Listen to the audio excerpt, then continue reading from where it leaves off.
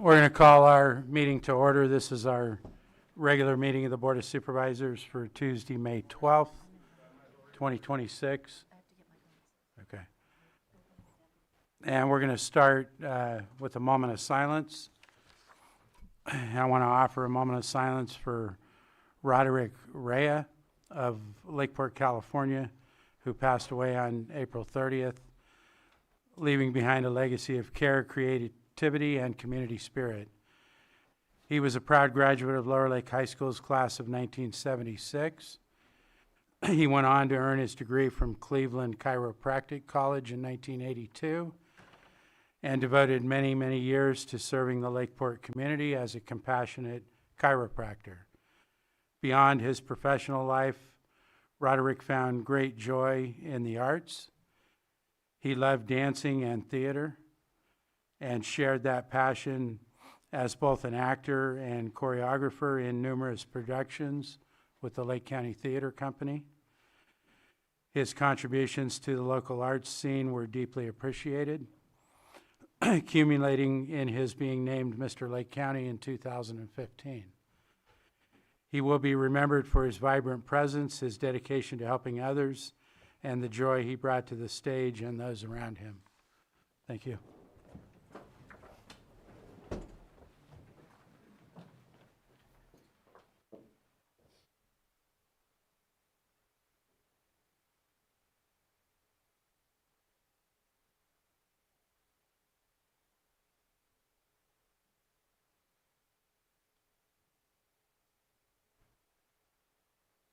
Thank you. Supervisor Crandall, would you lead us in the pledge? Yes.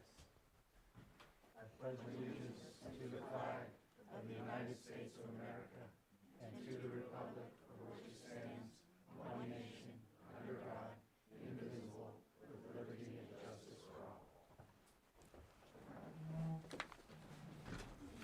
Do we have any extra items not listed on the agenda? Chair, we do not. Thank you. We're going to move on to the approval of our consent agenda, and I have information that we're going to be pulling items 5.2, 5.5, 5.7, and 5.11, and these will be for later discussion. Is there any members of the board that wishes to pull any other items? No? Anyone from the public that wishes us to pull any other items for later discussion? No hands online, none in the room, so I'll bring it back to the board for action. Mr. Chair, I move to approve the consent agenda as proposed with the exception of 5.2, 5.5, 5.8, 5.7. 5.7, and 5.11. Second. I have a motion and a second. All in favor? Aye. Aye. Opposed? Hearing none, that motion carries 5-0.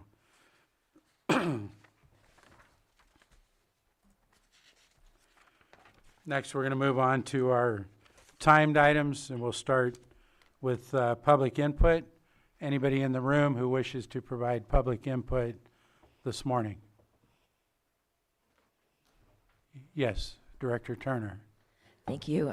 Mireya Turner, Community Development Director. I just wanted to notify the board of a recent scam targeting the public members or applicants of planning projects at both the county and city of Lakeport.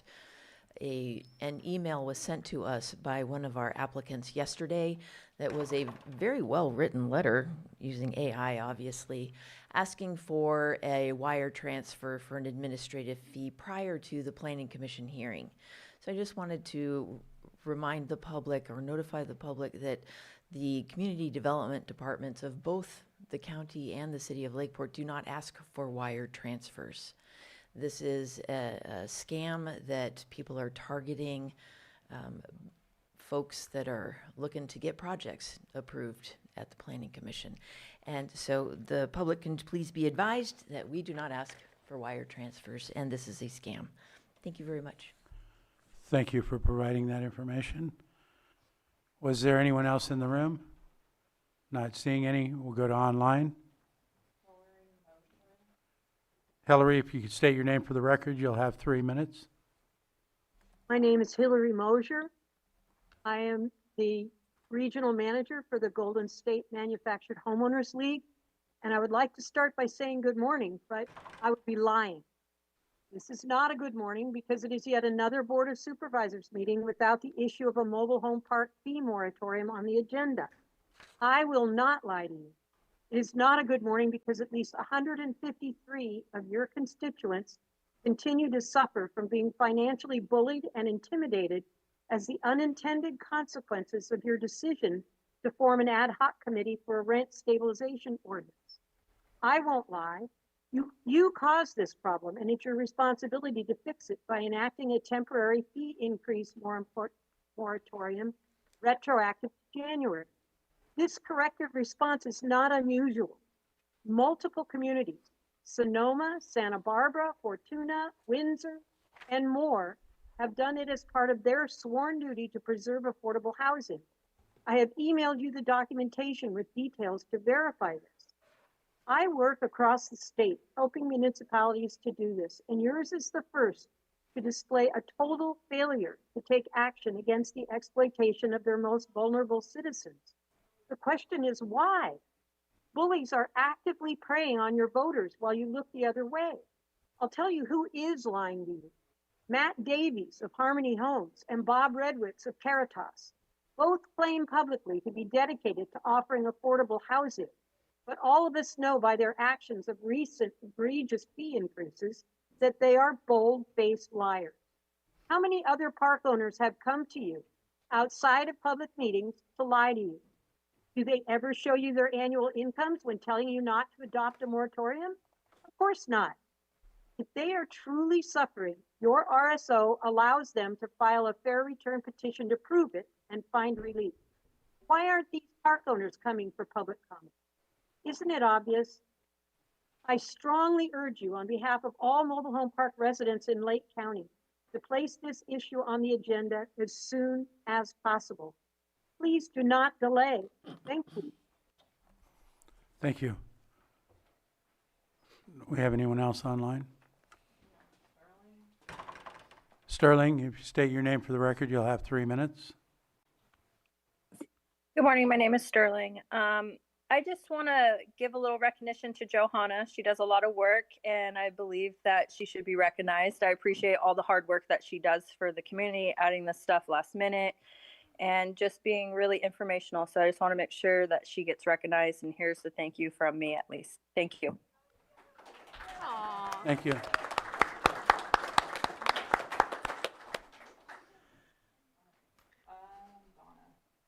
Donna, go ahead and state your name for the record. You'll have 3 minutes. Good morning, Donna Makowitz, Redbud Audubon. I would like to raise awareness about an issue on Clear Lake that may deserve more attention during our spring nesting and fledgling season for our grebes and other water birds. Grebe nesting season is going strong in Lake County, and Redbud Audubon is actively monitoring grebe nests with students at Lower Lake High and Upper Lake High schools.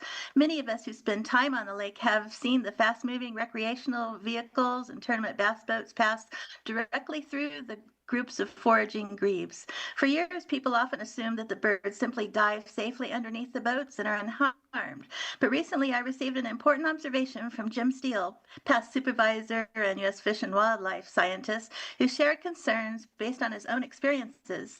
Jim described observing dead baby grebes floating in areas shortly after the boats rushed through populations of grebes with chicks. He noted that adult grebes carry the babies on their backs, and when startled by the approaching fast boats, the adults dive suddenly, and the chicks can become separated in the turbulence, but most often the pressure wave created by the vessel kills them.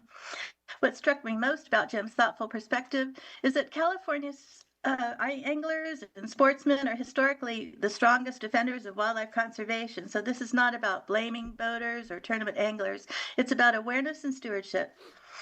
If we could just pass on the word, slow down or go around grebes, it could make a meaningful difference. As we continue promoting recreation and tourism on Clear Lake, I hope we can also continue promoting stewardship and coexisting with our remarkable birds and wildlife that make our lake so very special. Remember, slow down or go around grebes. Thank you. Thank you, Donna. Do we have anyone else? David, state your name for the record, and you'll have 3 minutes. Yes, thank you. My name is David Berry. I'm an associate manager with GSMOL, Golden State Manufactured Homeowners Association. I'm calling in from my home in a mobile home park down in Rohnert Park, which thankfully has a robust rent stabilization ordinance, as well as a mobile home rent appeals board, which operates under the city council. It's commendable that you're bringing rent stabilization to Lake County, which desperately needs it. But in doing so, you're opening the door to unintended consequences that are about to completely cancel out your good intentions. Park owners in Lake County are working to get out in front of your ordinance by increasing fees and space rents to amounts that will be catastrophic to their homeowners. I understand one park in Upper Lake is preparing to drop a $350 per month increase on its residents. Now, Social Security isn't going up. Wages aren't going up. And those fortunate enough to have pensions aren't seeing those go up. And what is going up, as you well know, are the costs of food, gas, and every basic living expense. The effects of these rent increases in reaction to your proposed RSO will be brutal to the homeowners in these parks and could put them out on your streets. Most of them are either seniors or low-income wage earners who currently can barely afford the gas to get them to their jobs or nutritious food to get them through their days. Please think of these people and the unintended consequences that they're going to face. Please do push ahead with rent stabilization, but at the same time, please push back against the unintended consequences resulting from the park owners jacking up rents and fees. Make a motion to enact a temporary rent increase moratorium retroactive to January while you finalize your RSO. It's been done by other municipal governments, and you guys could do it too. Please do so. Please do not delay any further. Thank you very much. Thank you. iPhone 17. If you state your name for the record, you'll have 3 minutes. Sky Lewa, Pillsbury Family Farms. Director Turner was hired on August 2022, and since then, this board and the public have repeatedly been told that the cannabis ordinance update is coming. And after years of delays, extensions, and continuance, it has become harder to call this development when the result is businesses and applicants being left in limbo while the county continues to kick a major policy decision further down the road. Yet here we are again. Another request to continue the item because your agenda today is considered too robust by pushing the discussion back to June 2nd of 2026. And it's no longer a scheduling problem anymore. It is a serious leadership problem. And when leadership continues to repeatedly fail to deliver while this board continues to tolerate it and defend it and reward it, those failures become the values that this board is choosing to stand behind. And as I stated on Tuesday, May 5th, 2026, the values that this board supports and stands behind is manipulation, deflection, selective enforcement, and public control. While this ordinance keeps getting delayed year after year, with the department overexpenditure, the request of raised fees, and reducing more services, it does not show a sustainable government. And if supervisors have directed staff to complete this ordinance by certain timelines, and those timelines continue to collapse with no consequence, this board is showing the public exactly what level of failure they are comfortable with accepting. Meanwhile, the state of California already has a regulatory framework in place. At some point, the county needs to stop pretending that it can endlessly reinvent a whole new stricter cannabis regulation that makes it harder for equity licenses to want to come to Lake County, while people are failing to deliver the basic consistency that we deserve to operate under. Maybe it's time to consider accepting more of the state's framework instead of recreating an endless local bottleneck that never seems to end. And maybe it's time to consider an interim community director and allow senior staff to step up, because what we're seeing now isn't progress, it's stagnation. And the public is exhausted from watching this county kick the can down the road while asking us permit holders to absorb the consequences. And if this board continues refusing to correct the course, then yes, the public may need to seriously reconsider whether recall efforts against this entire board are warranted. Because leadership without accountability is exactly how counties continue to lose trust of the people that they are supposed to serve. Muleham. Thank you. Anyone else? Chair, Go ahead. can I just make a quick comment? Appreciate the public comment. Just wanted to make one correction that the request to continue was requested by the board. Thank you. Maya, you'll have 3 minutes. Maya, are you there?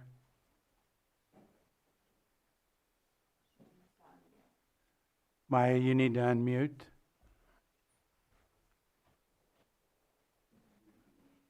Okay, is there anyone else? What's that? Maya, can you state your name? You'll have 3 minutes. No. Okay, is there anyone else? Okay, Maya, last call. Are you able to speak? Hear me? Yeah, go ahead. Hello? You got me? Yeah, I do now. Okay, great. My name is Maya Lynn, and I live in Sterling Shores Mobile Home Estates. I am speaking for myself and people who can't get out of their homes since we've started all this in January and trying to get support for our shelter. People have gone into nursing homes. People are putting their homes up for sale. We have the largest number of places for sale out here. A lot of people don't even want to buy out here because of the pass-through fees. And so that's deteriorating the cost, the value of our homes. We have sought your help, and you are supporting us and helping us, and we appreciate that. Every one of you, Jessica, Brad, you all have, Helen, we know EJ and Bruno are working on this. You all have people in your communities that are affected just as we are. But as you're working on this RSO, we've asked you from the beginning to please put a moratorium on fees and pass-throughs. If you're not addressing the hit that we have already experienced at Sterling Shores for $480,000 for us to pay the park's capital expenses for potholes and fences. And they're going to have us pay for more potholes because, believe me, drive through our park and you'll see a really bad parking lot situation. Anyway, please, you have to make this retroactive to January 1st. We've already paid $60 a month for March, April, May. I just had to write the extra check yesterday. And it just is one of those things that just irks you. And mobile Meadow Point is going to be hit really big. And there are other ones out there too. I ask you, have you checked in your districts, Jessica and Brad and Helen? Have you checked to see who is affected in your district, to see who you can help? Have you reached out to your constituents to see how they are being affected by this? I asked the three of you because I talked to EJ and Bruno, and I know this is on the forefront of their mind. Is it on yours? Or are you allowing it to just be on their shoulders? You have people out there that need your help, and we need your help, and we need a retroactive rent stabilization ordinance to January 1st to save your people from the extortion that we're experiencing now. Thank you very much. Thank you.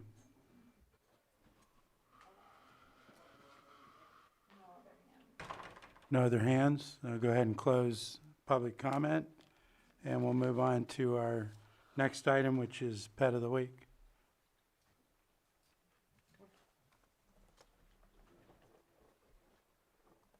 Good morning. I'm Officer Plow with Lake County Animal Control, and today we have Rosie with us. Rosie has been with us since the beginning of April. She was brought in as a stray out of Lower Lake. She does have cherry eyes, but they will be fixed as soon as she is adopted. She'll also be spayed. She is very friendly, but likes to be dominant. So she does best around smaller dogs. She's very friendly, very mellow, as you guys could all tell. She is not loud, and she does shed a lot. So we're guessing she's American Bully Pit Bull mix, and she's ready for her new home. If you guys have any questions, feel free to come by to 4949 Hellbush Drive over here in Lakeport, or give us a call at 707-263-0278. Thank you. Thank you. Any questions or comments about Pet of the Week? Thank you for coming in today. Thank you, yes. We're going to move on to our 6.3 item, 905 item, which is presentation of proclamation designating May 2026 as Community Action Month in Lake County. And Vice Chair Pyska will be handling this, and anybody here for this proclamation is welcome to come up with Vice Chair Pyska.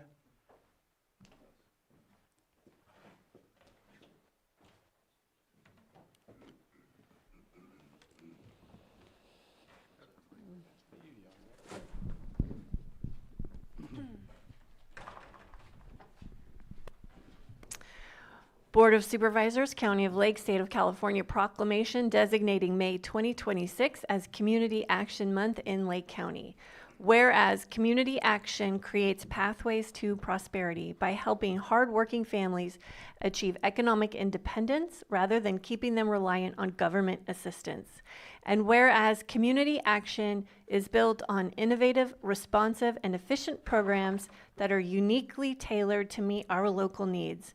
And whereas community action delivers high impact, cost-effective results that generate a significant return on investment for local communities, and whereas community action invests in private sector job creation and career training, ensuring that communities grow through free market solutions, and whereas community action agencies are a trusted pillar of the community that engage volunteers who donate their time to advance local progress, support working families, and contribute to lasting success. And whereas community action programs are both necessary and popular, delivering effective, high-quality assistance that strengthens community resilience and fosters local prosperity.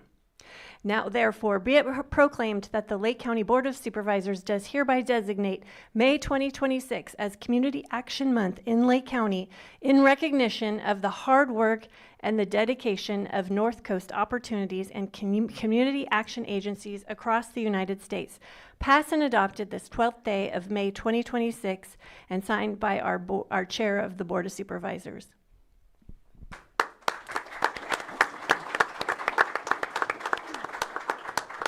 Community action agencies were created under President Johnson to combat the war on poverty. And North Coast Opportunities is Lake County's community action agency along with Mendocino. So they support both counties and they provide services from the teeny tiny and Head Start and child care all the way up through food distribution.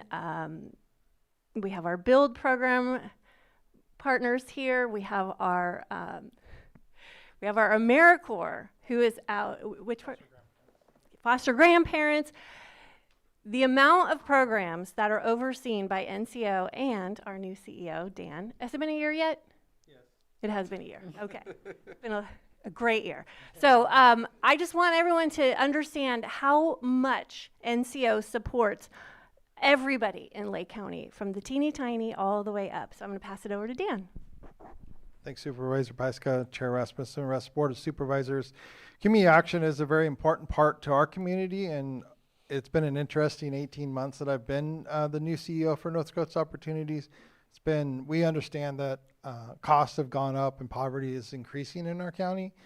And some of the federal changes have really restricted some of the programs that we've been able to run, but we still have, our great Build program that we're working with the county on and some state partners, foster grandparents, our Head Start programs over here in Lake County, and some other great programs such as home hardening that we're continuing to fight to try to continue that work past November this year. Again, thank you for the proclamation, and we'll continue to work to alleviate poverty in these counties.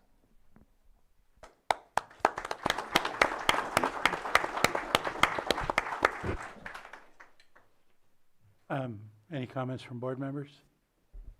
Thank you for all the work that you guys do. There's probably more programs than I even know. It's right, it's a long list, but thank you. Any members of the public wish to comment on this? And I also thank you for everything you guys do out in the community. It's good work. We appreciate it. And I think we'll get a picture now.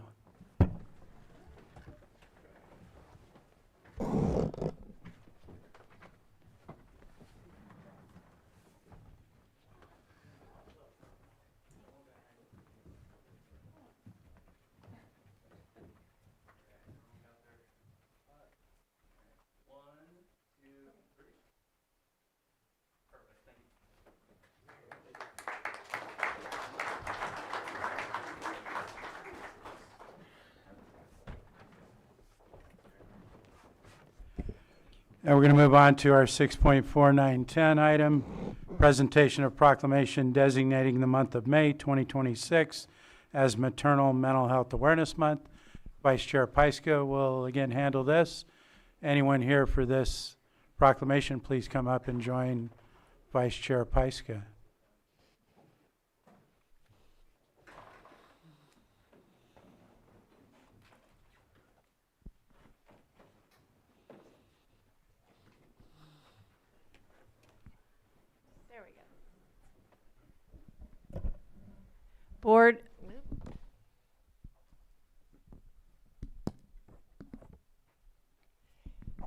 Board of Supervisors, County of Lake, State of California proclamation designating the month of May 2026 as Maternal Mental Health Awareness Month. Whereas pregnancy, childbirth, and the postpartum period are profound life transitions that can affect every aspect of a person's life, including their mental health. Maternal mental health struggles are among the most common complications of pregnancy and childbirth, yet they often go unrecognized and untreated due to stigma, lack of screening, and barriers to care.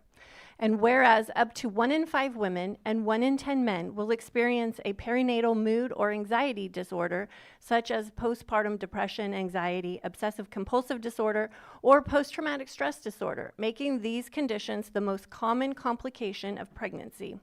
And whereas untreated maternal mental health conditions can have long-term negative impacts on the birthing person, the infant, and the entire family, including disruptions to bonding, development, and family stability. And whereas stigma and cultural silence around mental health during pregnancy and postpartum prevent many individuals from seeking help, sometimes suffering in silence for months or years. And the struggles with mental health can affect any parent, regardless of age, race, or income levels.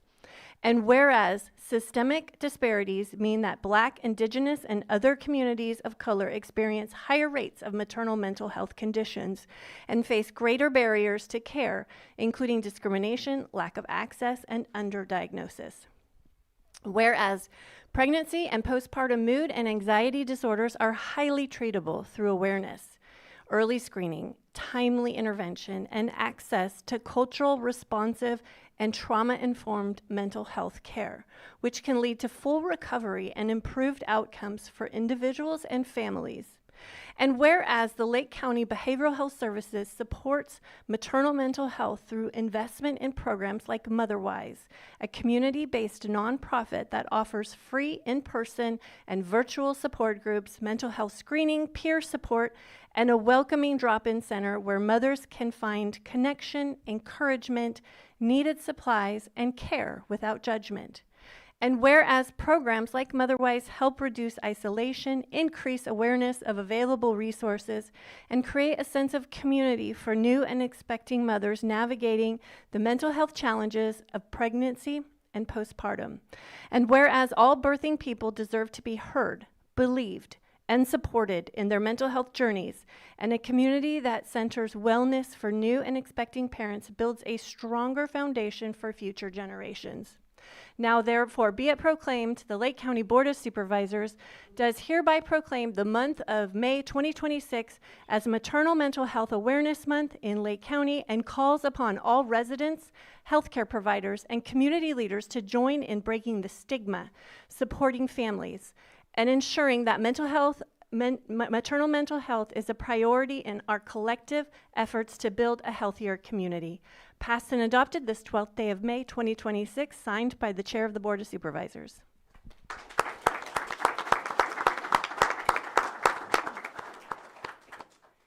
And so today we have so many of our partners that support young families in this transition of life that can be very tricky and complicated and overwhelming at times.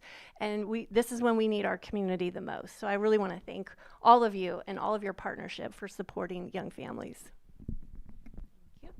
Hello, good morning, everybody. My name is Elise Jones, and I'm the Director of Lake County Behavioral Health Services.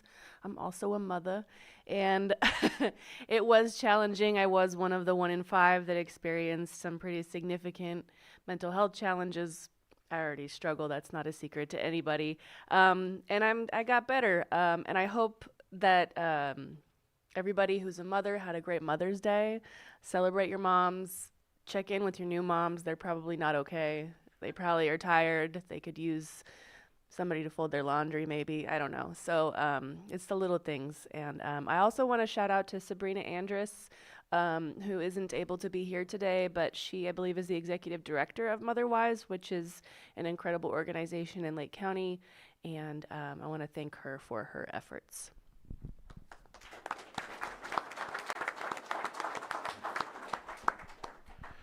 Good morning, Supervisors. I'm Tom Jordan. I'm a director on the Motherwise board, and I thought I'd talk a little bit about that board or that program.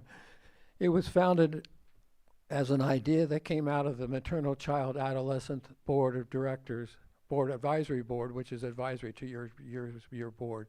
And that idea came out about 20 years ago.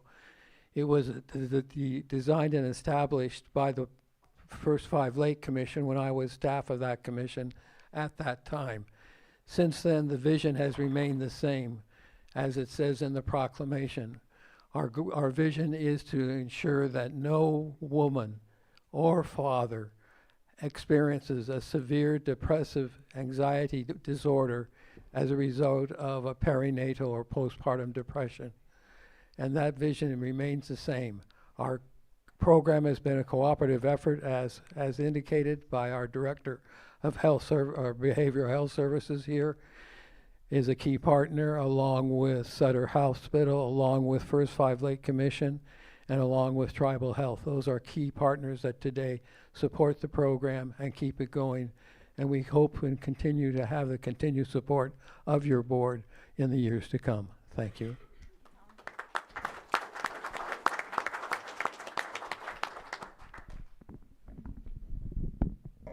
Board members, thank you for being here today. Do we have any members of the public that wish to comment on this item? No? Then we're ready for a picture.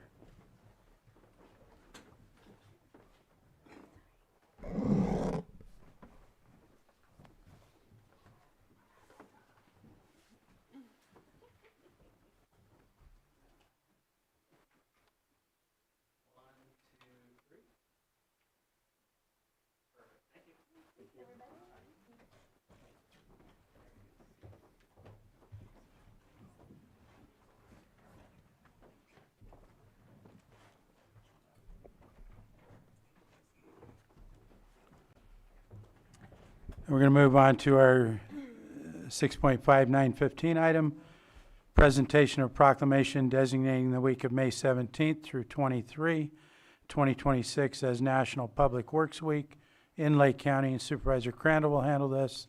Ask all of our Public Works staff to come up and join the supervisor. All right, come on up. There was hesitance. You were serious about that? Maybe they didn't know, but they knew.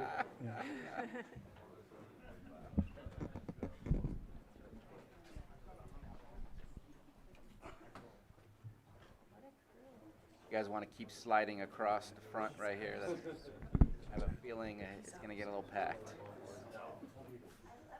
Yeah, it shows Welcome. peace officer 6 points. Yes. Or if you want to hide. You scared me. Yes, yes, yes. No, sorry. I understood you without knowing you. Yes, 100%, right? Bring it up here. Nice.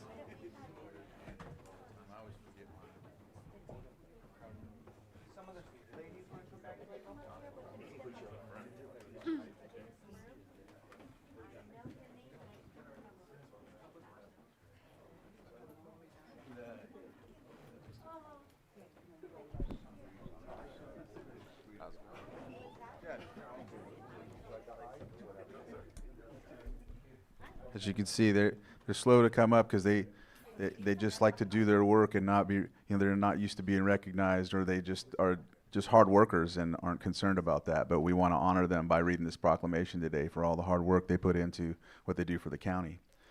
So this proclamation is designating May 17th through 23rd, 2026 as National Public Works Week in Lake County, rooted in service, powered by community. Whereas public works professionals focus on infrastructure, facilities, and services that are vital importance to sustainable and resilient communities and to public health, high quality of life, and well-being of residents, businesses, and visitors of Lake County. And whereas these infrastructure, facilities, and services could not be provided without the dedicated efforts of public works professionals who are engineers, managers, and employees at all levels of government and the private sector, who are responsible for rebuilding, improving, and protecting our nation's transportation, water supply, water treatment, and solid waste systems. public buildings, recreation facilities, and other structures and facilities essential for our citizens. And whereas it is in the public interest for the citizens, civic leaders, and children in Lake County to gain knowledge of and maintain an ongoing interest in understanding of the importance of public works and public works programs in their respective communities. And whereas the quality and effectiveness of these facilities and services, as well as their planning, design, construction, and their operation and maintenance, are vitally dependent upon the efforts and skills of public works employees and officials. And whereas few government functions are as diverse, as challenging, as critically important to achievements, productivity, and the future of our county. And whereas numerous local agencies carry out these services, including federal, state, county, and city government, tribal nations, special districts, school districts, private companies, and others. And whereas the people of Lake County can well be proud of the contribution to its development provided by the dedicated employees working in the field of public works. And whereas the year 2026 marks the 66th annual National Public Works Week, sponsored by the American Public Works Association. Now therefore let it be proclaimed, the Lake County Board of Supervisors do hereby proclaim May 17th through 23rd, 2026 as National Public Works Week in Lake County, and urge all citizens to join with the American Public Works Association and government agencies to recognize the substantial contributions they make to protecting our national health, safety, and advancing quality of life for all. Passed and adopted this 12th day of May 2026. Signed, Chair of the Board of Supervisors, Brad Rasmussen.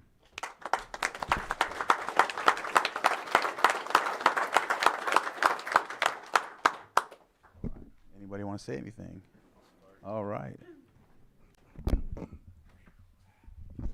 I'm bringing up notes not because I have a lot to say, but because I don't want to forget anyone. So APWA, the American Public Works Association, establishes this. First off, I'm Lars Ewing. I have the privilege of working in the Public Works Department for Lake County, which includes the words Public Works, but it's a whole lot more than that department. So I invited, harassed people to come up here from a variety of different departments within the county alone. There's some folks in the audience that I'm going to pull up here because you didn't come up, but you're going to come up. So just, within the county government alone, we have, yes, the Public Works Department, but there's also Lake County Special Districts. You have Lake County Water Resources and county administration that is involved in one way, shape, or form with Public Works. And beyond that, goodness, the cities of Clear Lake and Lakeport, state, we have Caltrans, have state parks. I'm going to call out Caltrans because you're in the audience, so come on up. Associated with that, there's two. Yeah, Susan, thank you. City of Lakeport, we have representation up here. Federal side, National Forest, BLM, and this is just here in Lake County. Local school districts, tribal governments, water companies, transportation agencies that are affiliated with Caltrans, Lake Area Planning Council, Lake Transit, Resource Conservation District here in Lake County, and private sector contractors. I'm sure that I missed some organizations there, but it's critical. PG&E, right? That's that is critical. We have the essential services and infrastructure that we talk about: roads or streets or highways, bridges, airport, fleet, water systems, solid waste, flood control, buildings, parks, power, communication, and emergency response for all of those facilities. If power goes out, someone's responding. If you're going to call someone to repair it, someone is responding in the middle of the night. We have first responders in the back. These are first responders as well, and that's important to recognize that. So the people that are here are really who carry it out. We have field crews, operators, engineers, planners, technicians, mechanics, administrative support staff. So it's a time to recognize the hard work that they do, and I appreciate the board's recognition of that, but mostly I appreciate the staff that is here and the thousands of others that are here in Lake County doing work for Public Works. Within the Public Works Department alone, there's probably almost 100 people within that one department, so it really is not difficult to imagine the thousands of people working in Lake County that are involved with Public Works infrastructure and services. So I want to say thank you to all of you and those that are not here. So thank you very much.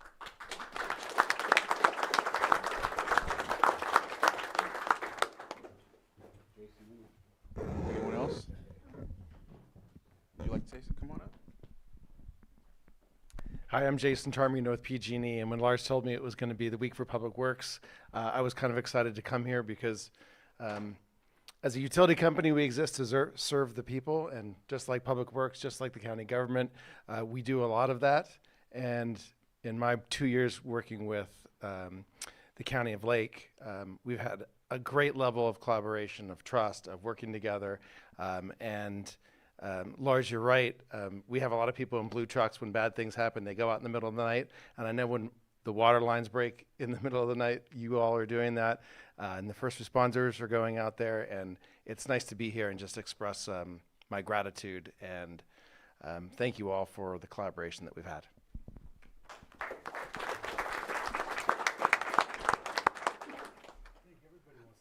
Everyone? All right. What do you want to say? No. Anybody from the board? Board members? Supervisor Vice Chair Pyska. Thank you, Director Ewing, for bringing all of these people together. You all are the best example of public servants. You really, truly are. You're out every day prioritizing public safety and infrastructure. And I just want to say thank you, and I'm glad you're here today, and I'm glad we can celebrate you. Thank you. Supervisor Owen.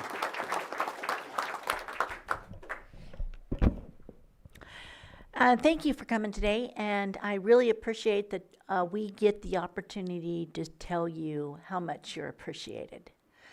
You're very much appreciated. You are our heroes. You are the people that keep this world turning for all of us. And I just can't tell you how much we appreciate you, all of you. Thank you. Thank you.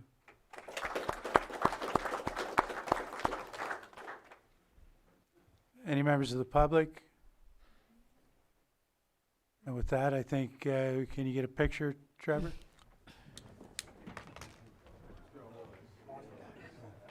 Give it to Bob.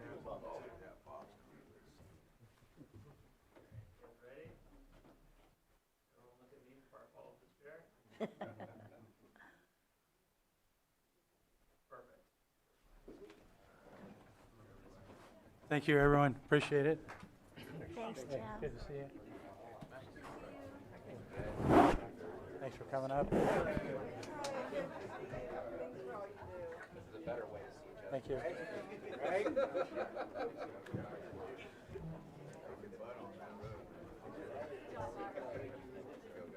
Thank you, Lars. Yeah. Thank you. You gotta get them out here. Thanks for bringing them, Lars. Yeah. That was awesome.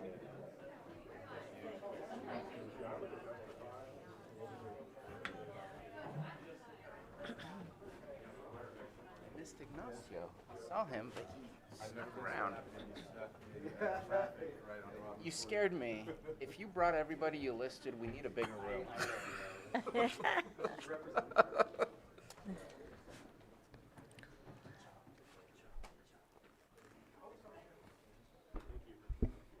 Now we're going to move on to our 6.6 item, 920 item, presentation of proclamation designating May 15th, 2026 as California Peace Officers Memorial Day and May 10th through 16th, 2026 as National Police Week in Lake County. We'll ask all of our sheriff and peace officers to come up and join me.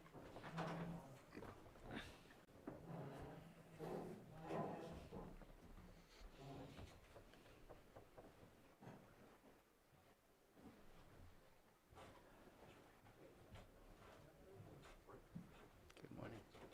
How are you?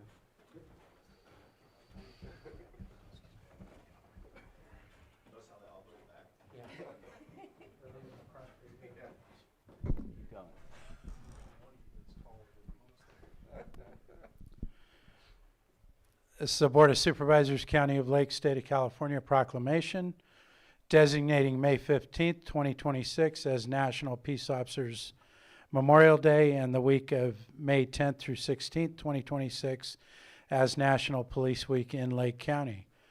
Whereas all of the promises America offers, none is more precious or more elusive than the right to be free from crime and violence. And whereas the dedicated men and women who have chosen law enforcement as a career face extraordinary risk and danger in preserving our freedom and security. And whereas during the week of May 10th through 16th, 2026, National Police Week is observed throughout the nation to recognize the hazardous work, serious responsibilities, and our strong commitment to our nation's peace officers. And whereas in conjunction with that important observance, May 15th will be recognized as National Peace Officers Memorial Day in commemoration with those noble officers who have tragically sacrificed their lives in the line of duty. And whereas these special observances provide all Californians with the opportunity to appreciate the heroic men and women who have dedicated their lives to preserving public safety. Now therefore be it proclaimed, the Lake County Board of Supervisors formally designates May 15, 2026 as National Peace Officers Memorial Day in Lake County, and the week of May 10th through 16th, 2026 as National Police Week in Lake County, and encourages all citizens to remember those individuals who gave their lives for our safety and express appreciation for those who continue to dedicate themselves to making California and Lake County a safer place to live. Passed and adopted this 12th day of May 2026 by our Board of Supervisors. Thank you.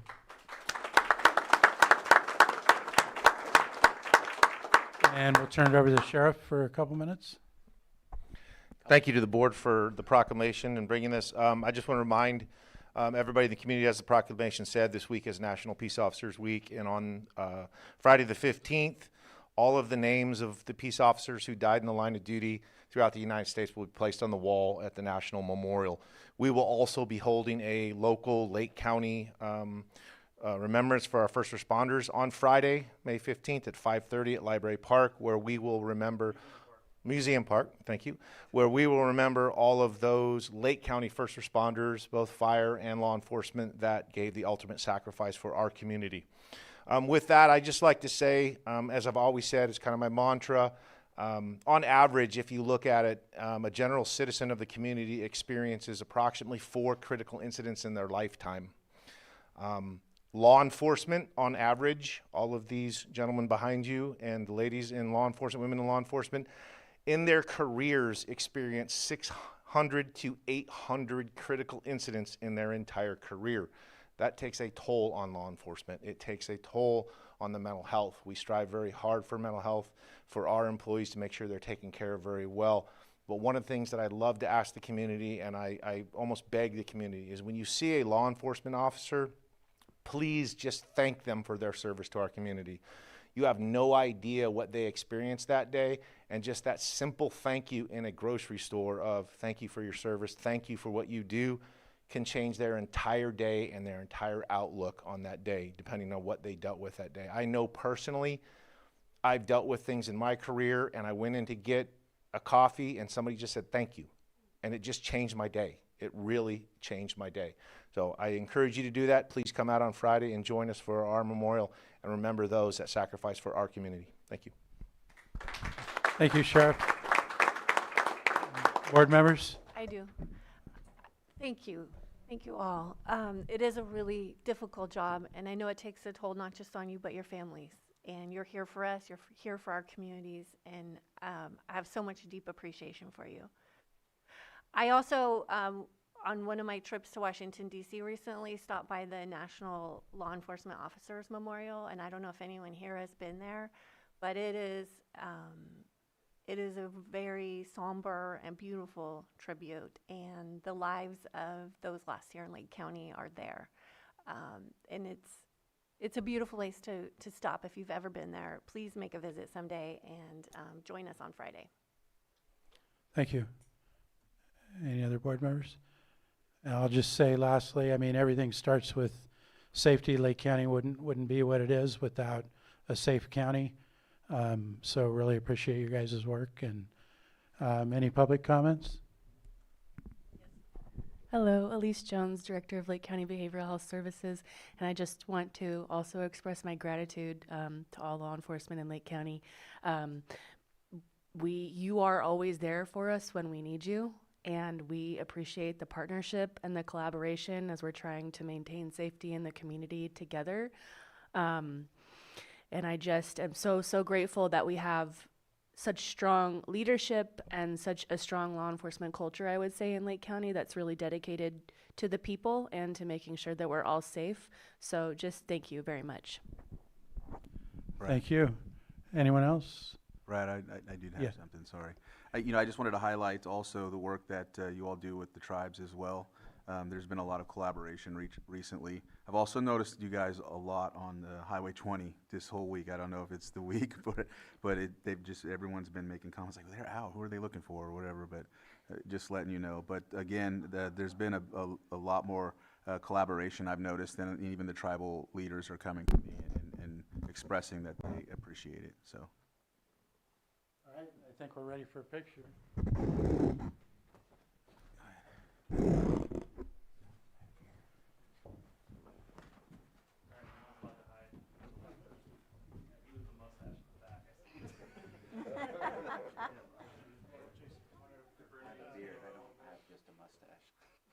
They can't see you, they said. Thank you. All right, 1, 2, 3. Thank you. Thank you, Sheriff. Thank you. Thank you,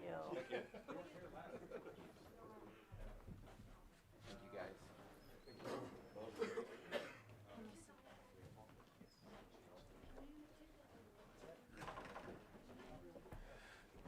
Back, because he's got a safe voting proclamation. Okay, good, good, good, good. I know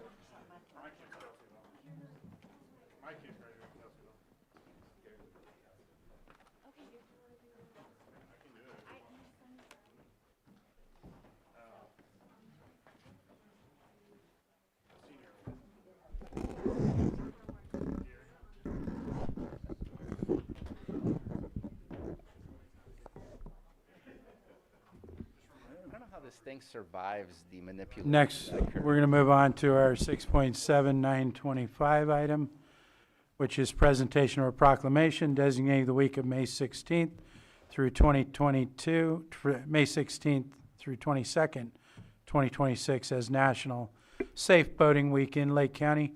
Supervisor Sabatier will handle this, and I see our Coast Guard Auxiliary coming up to join him. And our Sheriff's Marine Patrol. Thank you. Welcome back. So I know that this proclamation is about safe boating, but I want to say that, and it speaks to it in here. From time to time, I ask the sheriff for a list of our deaths that have occurred, just to get an understanding of what our statistics look like, if we're doing better. Last year was not a good year for drowning. I believe at least 3 different bodies of water, and we had 9 drownings between January and October. And so I think that this proclamation is important, especially as we have full lakes, understanding how to behave on a vehicle on the water and how to behave when you're recreating in the water is important, and just appreciate the proclamation. Proclamation designating the week of May 16th to 22nd, 2026 as National Safe Boating Week in Lake County. Whereas National Safe Boating Week is observed to bring attention to important life-saving information for recreational boaters so that they can have a safer, more enjoyable experience out on the water throughout the year. And whereas U.S. Coast Guard reported the fewest boating fatalities since data collection began over 50 years ago. However, non-fatal injuries have increased with alcohol as the lead contributing factor. And whereas U.S. Coast Guard statistics show that drowning was the reported cause of death in 3 out of every 4 recreational boating fatalities, and that approximately 87% of those who drowned were not wearing life jackets. And whereas Flotilla 0808 of Lake County has continued to provide free life jackets to youngsters by participating in community activities which promote child safety and educating the boating public in safe boating practices, and sometimes can be found at our public ramps.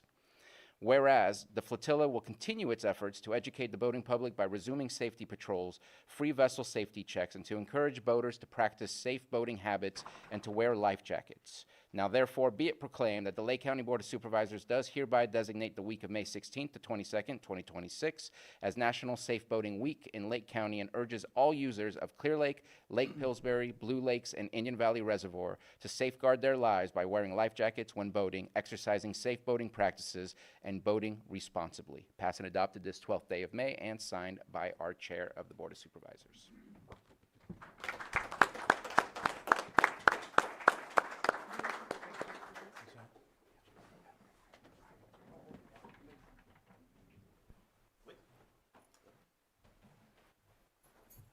Hi, I'm Heather Witchlass, and I'm the Vice Flotilla Commander and the Public Affairs Officer of our local Flotilla 88. I want to thank the Canocti Service Women's Club for their donations. They fund almost all of our life jackets, and I'd like to remind everybody to watch for us at public events like health and safety fairs. And our first giveaway this summer will be May 23rd at Hardisters in Hidden Valley Lake at 10 a.m. We're going to hopefully go until about 1 p.m., but we will be there until we run out of life jackets. So it's for children under 12 years old and 30 to 90 pounds, and you must have a parent with you because we're going to properly fit you and instruct the parents on how to make sure the life jacket fits their child. And thank you so much.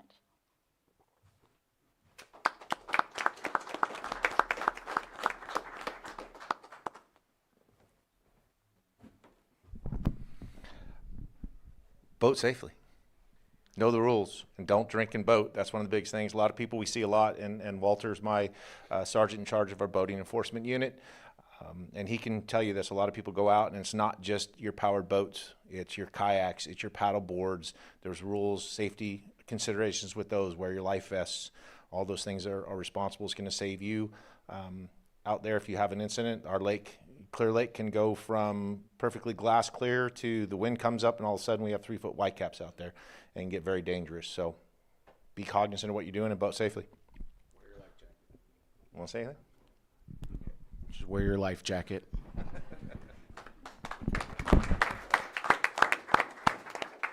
Thank you. Any comments from board members?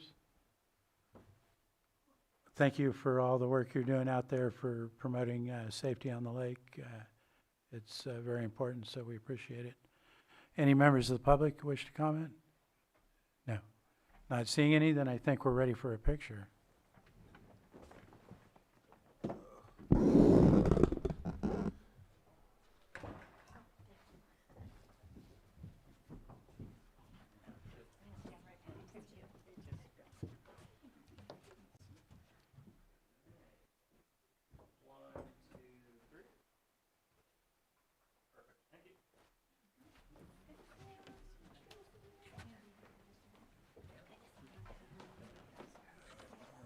We're going to call a quick 5-minute break.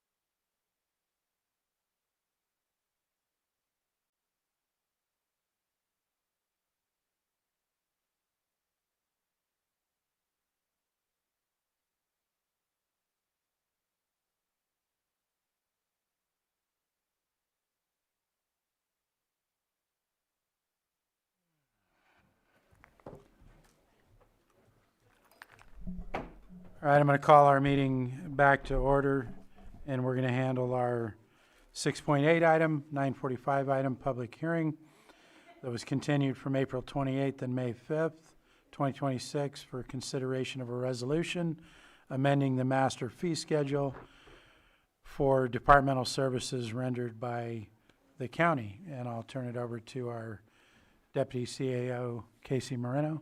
Good morning. Thank you. So thank you for allowing the continuance and to hear this today. I am going to go over the same thing that I went over last time, just as a refresher. So this is amending Chapter 2, Article 28 of the Lake County Code of Ordinances, which allows for the review and update of the master fee schedule at reasonable and timely intervals. Before you today are updates to the master fee schedule adjusted by CPI, or Consumer Price Index, cost studies, and state, federal mandated laws.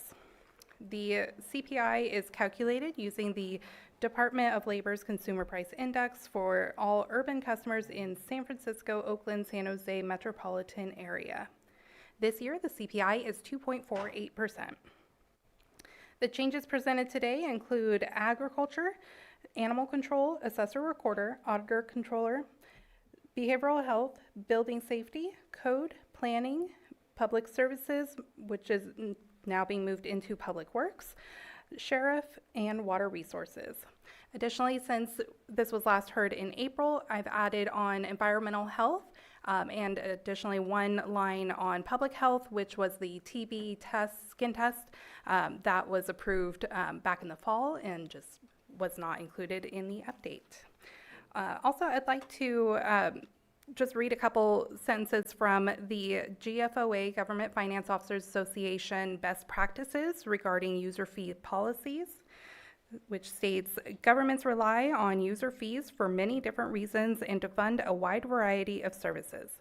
Some user fees may be established to recover costs for a particular service, while others may target market competitive rate or be used to incentivize or discourage behaviors. GFOA defines user fees as fees that are charged in exchange for providing a service. Examples include utility fees, development fees, zoning fees, building permit fees, transient fees, and parks and recreation program fees. User fees are different from business licenses or taxes, where they are not directly related to a service that is provided. Do you have any questions? Any questions from board members at this point? No, I just want to make a comment. Go ahead. I had not supported this the last time it was before us in April, and since then I have spoke with Casey, and the bigger issues that I had were the big jumps, and unfortunately those have been set forth before us by the state. And so it wasn't like we had a choice in that, so I'm going to support it. Thank you. Go ahead, Supervisor Sabatier. Yeah, I just want to follow up with our last conversation. I believe there was board consensus to having a deep dive review. Is there any further information that you have for us as to when that might happen, what the process might be? When is a good question. Right now we're knee deep in, actually we're drowning in budgets. So it will be after recommended budget. How soon after, I'm not sure, but it will be sometime this calendar year. Okay. My question is, I think I brought this up last time. So if this all goes through today, we're still going to be taking a look with a consultant at the planning department, so absolutely we are going to review those fees, so it's possibility that something could come back to us for review after correct that matter is handled. Yeah. Okay. Any other board member questions at this point before we open it to the public? I have one, and I know we're going to be addressing the cannabis, but with us having the 50% discount on that, I wondered why we didn't look at changing those fees to bringing them back to what was voted on by the by the public? So I believe the 50% reduction is on the taxes that we collect based on the cultivation. But the fee is the permit, the application fee. So they are separate. Okay, so it just wasn't listed because we're not dealing with that right now. Correct. Thank you. Okay, not seeing any other board questions, I'm going to go ahead and open it up to the public. We'll start in the room. Is there anyone in the room that wishes to comment on this item? Not seeing any. Do we have anyone online, Johanna? No hands, so I'll go ahead and close public comment and bring it back to the board for anything final or proposed action.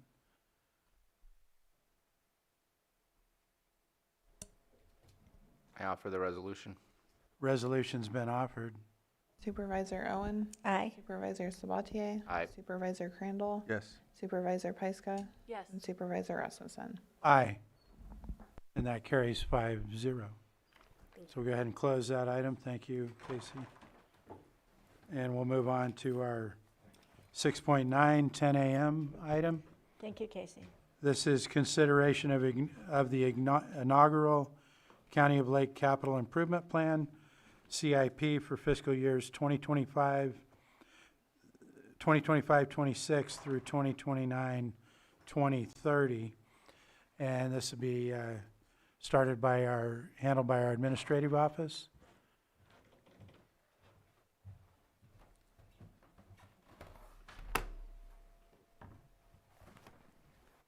And I'll turn it over to you, Mr. Rickelman, for presentation. Yes.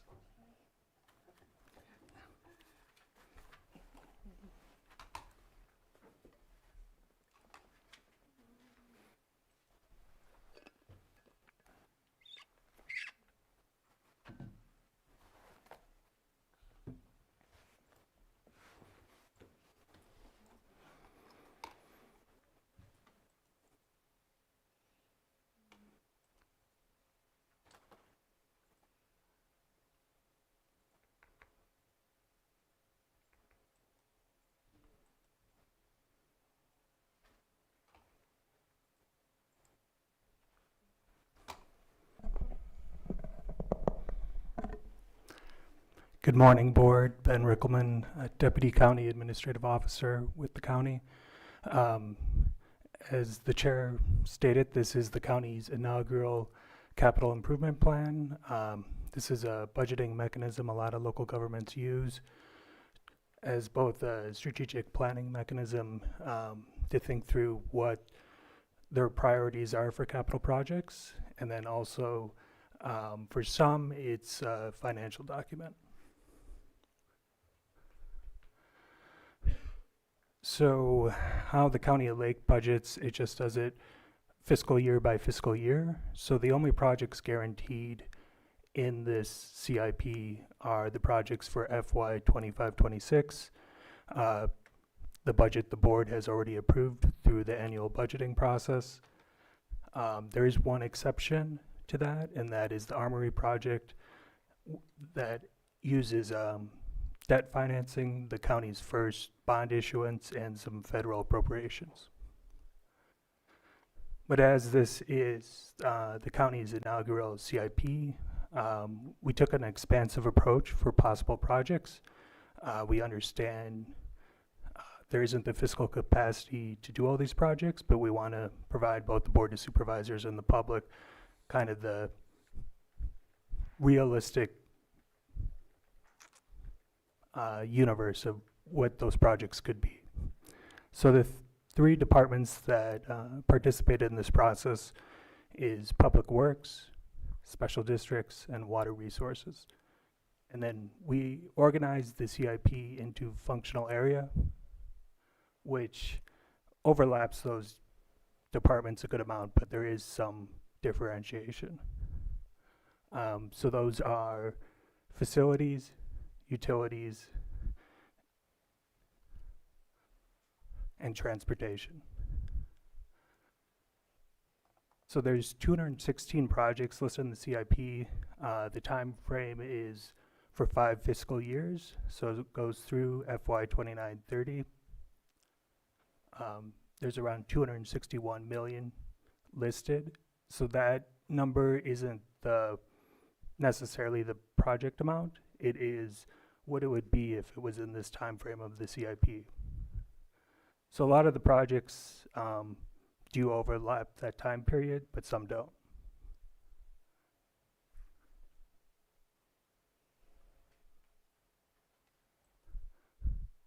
So facilities is a pretty wide category. So I provided this breakdown by fiscal year and then these subcategories.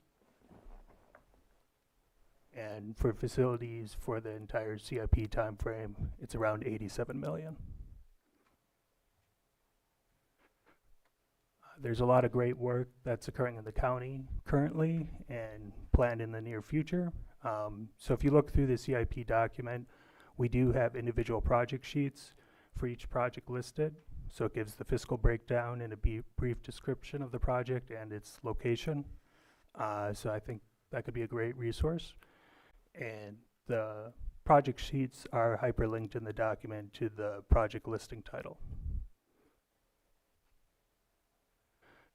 Transportation, 3 subcategories: roads, bridges, and airport. This is under Public Works, and there's about $127 million of projects listed. Again, a lot of the great work the county's doing. Recommend, if you're interested more looking through this, it's impressive. Utilities, so this is special districts, water, sewer, and lighting districts, approximately 47 million.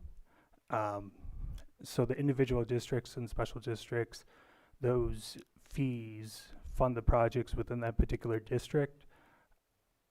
Special districts is actively engaged in getting outside funding too, because as we all know, there's a lot of need in the county. And you can kind of see in the later end of the CIP for utilities, some of these larger projects that would be dependent on outside funding, but special districts is aware and hoping to make them a reality. And then last but not least, water resources. So water resources listed projects they actually do have grant funding for, so they approach it a little differently. But they listed 3 projects: Middle Creek, Kelsey Creek Detention Structure, and then remediation work with Clear Lake. And then this is the geographic breakdown by supervisor district. And then the columns is the functional area. And just with District 4, which we're in currently, there's a lot of county facilities here. And then also you have the Armory project in South Main, Soda Bay, road projects and utility projects. So that's what's driving that larger number. That concludes my presentation. We also have the directors of Public Work and Special Districts here too to answer questions. Do any board members have questions for Mr. Rickerman? Go ahead, Supervisor Crandall. Is this also considering like channel work, the Middle Creek, Clover Creek, those types of things in different channels? I mean, I believe so. I'll follow up with water resources. yeah, would water be here too. resources. The director's out of the country at the moment, but I will follow up with him. It is in there. It talks about mitigation of phosphorus in the lake, which would be work on our creeks and We could tie it to channels, that, and yeah. talks about Middle Creek restoration in there as well. So yeah. I'm just considering the channels with vegetation and whatnot, but I think that what you just mentioned kind of fits that. I'm thinking it's all bulked together. Go ahead. Supervisor Sabatier. Yeah, I appreciate that we're here. This is kind of an infrastructure strategic plan rather than just a global strategic plan. So I appreciate that, and it really helps out with future budgeting and anticipation of what funding we need to find in order to do these things, rather than let our facilities deteriorate. I know that I may be alone on this, I don't know, but I know we can look at our pavement management program or plan, whatever PMP stands for. It gets done every 3 years. It gives us a score for our road. I think that those types of things should be attached to this, because rather than getting a myopic view of here's just the highlighted things that we're planning to work on, it gives us the full breadth of all of the roads and understanding why these specific roads were chosen or these specific buildings. I know we did a building assessment a while ago.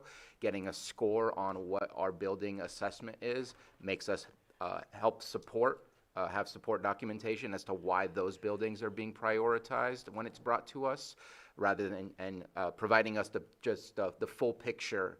I think helps us in understanding why they're being chosen, or at least allows us to speak on why aren't we working on this? This one really looks like it needs help. It's on the bottom of the list, but it's not on our priority list for the next 5 years. So I think that that would be great, and I don't believe that I've seen an assessment score for our water districts or our sewer districts. I know it's things that are being worked on. And if there's a way to bring that as well, it would help to understand why it is that we're focusing on those specific things and not other things. So I'm looking for like supportive documentation, because to me, what we're seeing, even though it's 216 different projects, there's still probably 600, 800, or 1,000 different things that we can be doing. How did we end up choosing this for the next 5 years? Is a good thing for us to look at. I do have concerns in today's process, in the sense that we are wearing two hats without wearing two hats. We're here as the Board of Supervisors, and we're approving capital improvement plan for Lake Coast Sand. So I think we need to segregate, sorry, let me rephrase that. I was told not to use that word. Separate the Lake Coast Sand plan into its own side plan and not a broad scope Board of Supervisor plan, because those funds come directly from the revenues generated through each individual district, which is part of Lake Coast Sand and not part of the Board of Supervisors. So I'd like to see that split. I think that would be an appropriate thing for us to do. Also, I do have concerns, and apologize for highlighting it, but in my district, it's a very important matter, that in all of the infrastructure stuff coming from special districts, it drops off. So yes, we have $2 million potentially spent on capital improvement next year. Again, there's no promises. It's what's anticipated, hoping that the funding is available. 27-28 is $311,000 for the entirety of all systems, water, lighting, sewer, everything else for 27-28. $152,000 in 28-29, and then $39 million, and I'm adjusting up, it's $38.3 million in 29-30. And when I'm looking at the roads, when I'm looking at the buildings, it's a lot more separated with a year to year, with hopes and desires, right? It's a budget of sorts. It's an estimate of when things will get accomplished. I just don't think that 29-30 is the appropriate place for 90% of the potential capital improvements on systems that we know need to be improved today. And so I would like to ask for a separation of Lake Coast Sand away from the rest. That's the Board of Supervisors, and a readjustment of really planning out on how to, I'm seeing things that are very concerning, such as $1.6 million in 29-30, which is for the,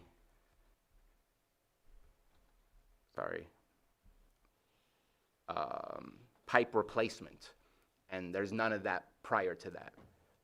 And so I would like to see that redone. I know it was done in December. Things happened after December. I would like to see a revision of this, because that doesn't seem right to me.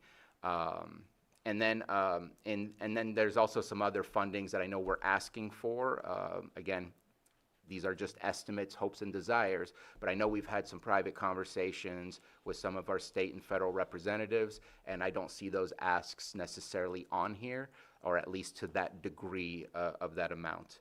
And then for the roads, I'm concerned as to which roads are prioritized earlier than later, because again, the pavement index is in my mind, in knowing, since I've asked in the past which areas have the worst PCI, pavement condition index, and I'm not seeing that being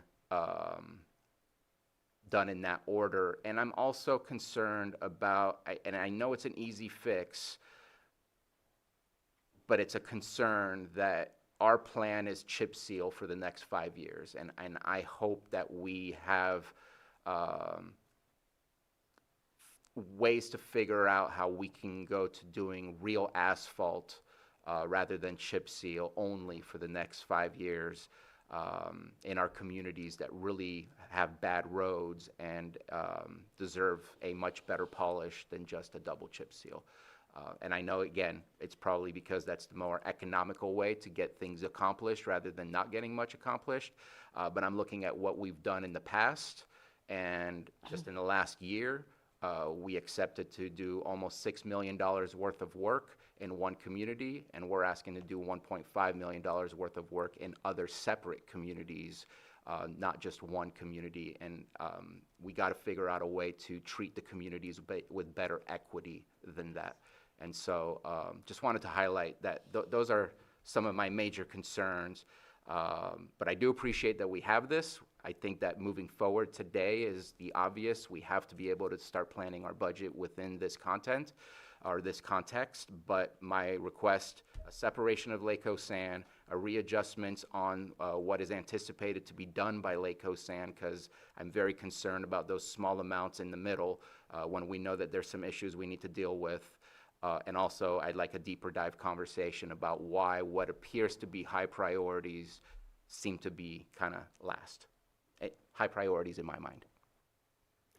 Okay, Supervisor Crandall? Yes, the PCI was mentioned, and I wanted to just highlight that because we have, what, 34, I think, is our PCI through countywide. So the average kind of gives us, and I think we did a couple of studies, we did do a couple of studies before, a 5-year, 10-year, and in those, we constantly look at the overall picture of PCI.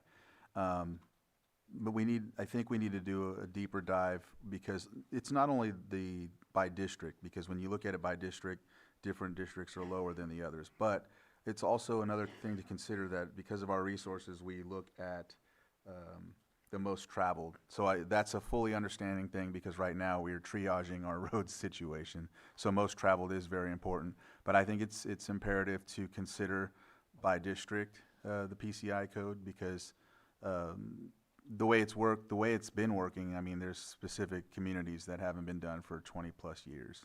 So, and even if it's not just in my district, it's other districts, I want them to be tended to as well. But I think the most equitable way is to look at the PCI code in that specific area. So if we can do that. And then also when we consider bridges, I think it's imperative to think about secondary routes in any community. So I think if that's not already, thought of or put in place, I just wanted to make sure that we highly consider those measures when it comes to these things. That's it. Thank you. Supervisor Owen? Oh, I think Ben wanted to say Or something. do you want to? So those are all great comments. I would leave it to the departments to speak on project prioritization and how they're doing that. But your earlier comments regarding the PCI and how that can be incorporated, so there's going to be a new CIP every year, and so the projects will be updated. And for the next CIP, we'll have a more robust integration of existing plans. So I know the departments took into consideration like the PCI in those reports, but putting it in the front end of the document, explaining the connection and how these existing plans connect to project prioritization, that will be in future CIPs. Thank you. Supervisor Owen? Okay. Well, thank you for the work. This looked great. It was pretty amazing. I felt a little kind of gypped a little bit in the essence that I only had 12% of the budgeted for District 1. I had spoke with Mr. Hewing yesterday about some projects that were not listed, and it looks like those will be listed coming up. Some projects in District 1 particularly. I really want to thank you for bringing the museum in Lower Lake and putting that on the list. That was hugely important, and the roof of the museum, so that was amazing.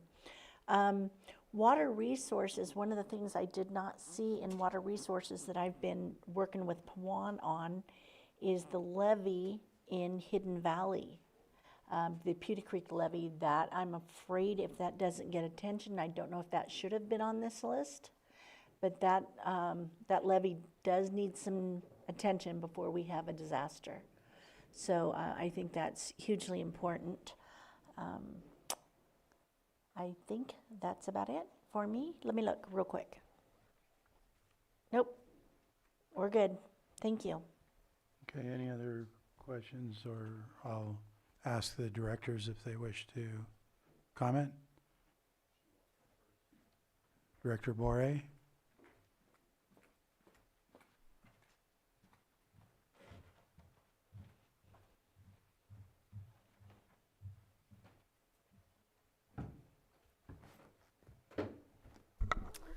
Good morning, board and staff. And I'd like to first by thanking Ben for all of his hard work of consolidating all of our different plans.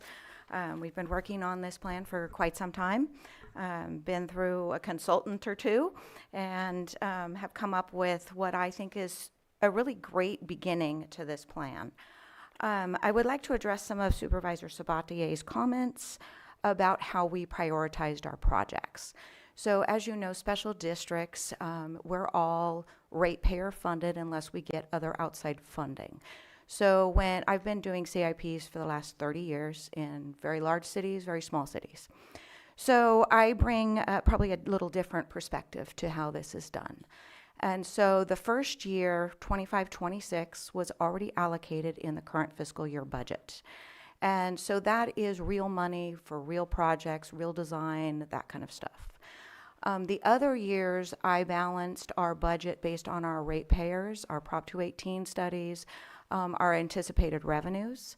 That's why you see a huge drop-off, especially in the southeast area. Until the rate study is passed and we actually can secure funding, that's a huge hindrance to being able to get future grant funding. We also had several projects listed in here to get designed that were a little bit derailed by last week's actions by the city of Clear Lake. So the 2 lift stations and the headworks that we've been working on securing both federal and state funding are in severe jeopardy of not getting the $5 million that they're proposing to submit for us. Congressman Thompson submitted a $3 million earmark, and it was tied to the 2 lift stations as well as the headwork project. And with us not being able to secure the property that was previously approved in 2025, that makes it so we can't move forward with those projects in a timely manner. I wanted everybody to know that those projects are in jeopardy. The Highlands Way pump station, it's not technically a lift station, it's a capacity increasing pump station for the primarily Konocti Gardens that has capacity implications to the pipe in Alvita. And since the road was overlaid and there's a 5-year moratorium, this was our solution to prevent surcharges throughout that section of the area. So in heavy rains or when there's heavy surcharge to the system, it would be diverted into a holding tank and then metered when the flows go down.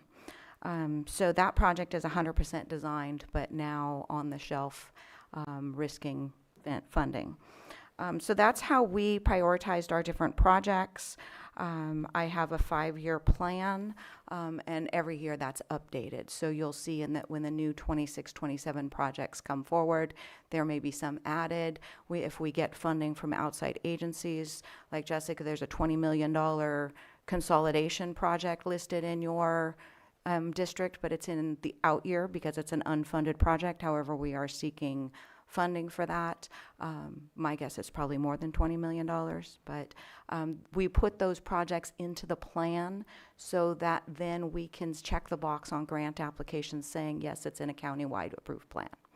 So that's kind of the strategy of why we prioritize the things the way we do.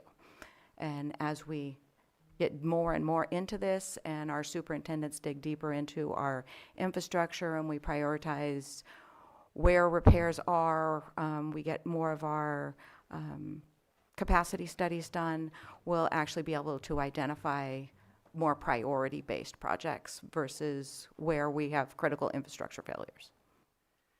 Supervisor Pyska.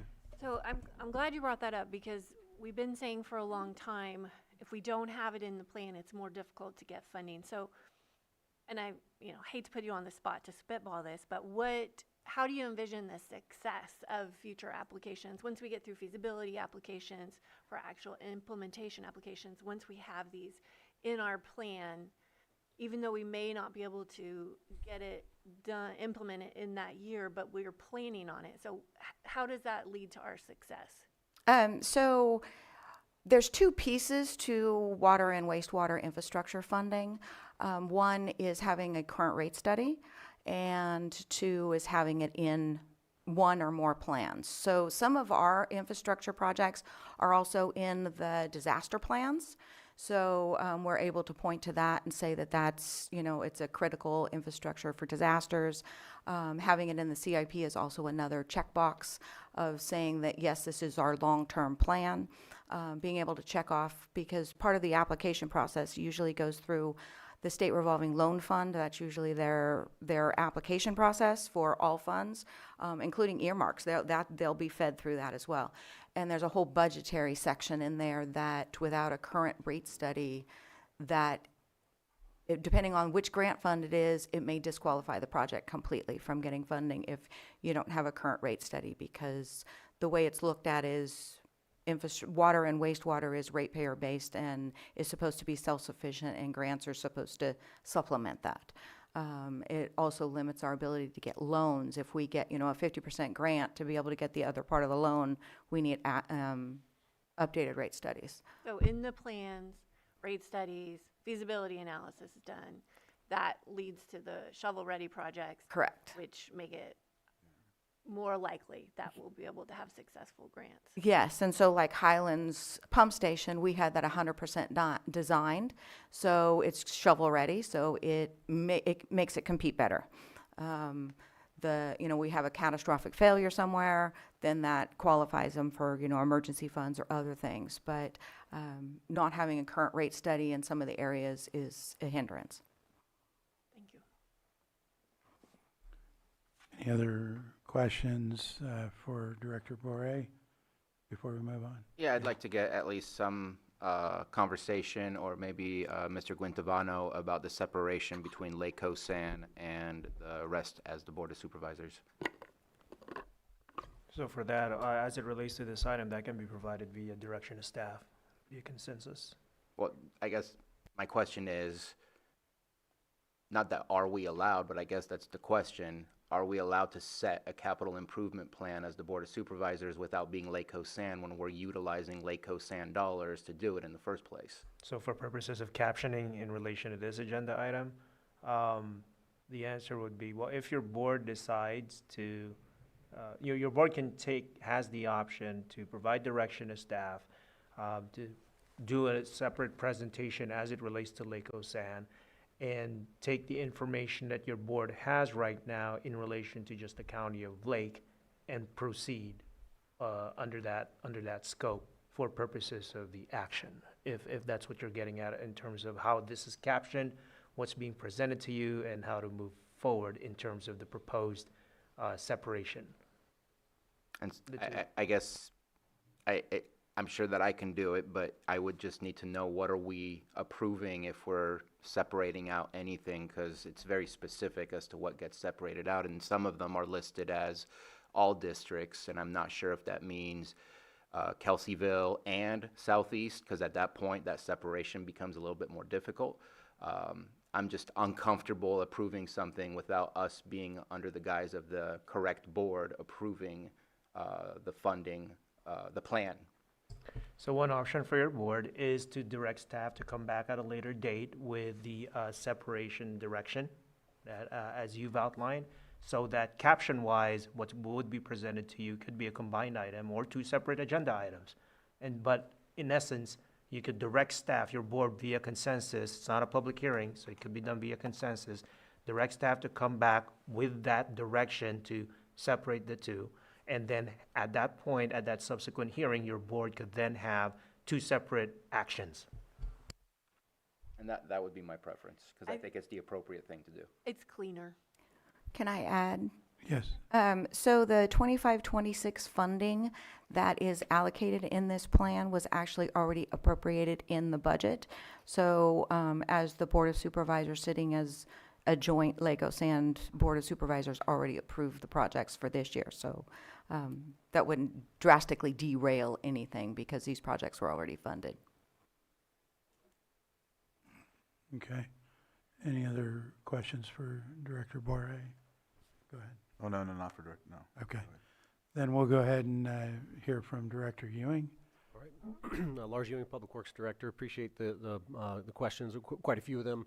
But to summarize them with roads, PCI was mentioned a lot, Pavement Condition Index, and there was reference to the kind of the parallel for facilities, facilities condition index. It's less commonly used, but I think it's important to note that those are the establishment of those indices that's one tool in the toolbox. And for roads, for example, that is the condition of the surface of the road.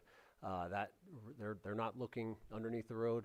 Does not identify anything that might cause problems. For example, a landslide or grant funding that comes in for a specific category of roads. So the overarching idea of including all plans that help inform this capital improvement plan, that's a laundry list, to be quite honest.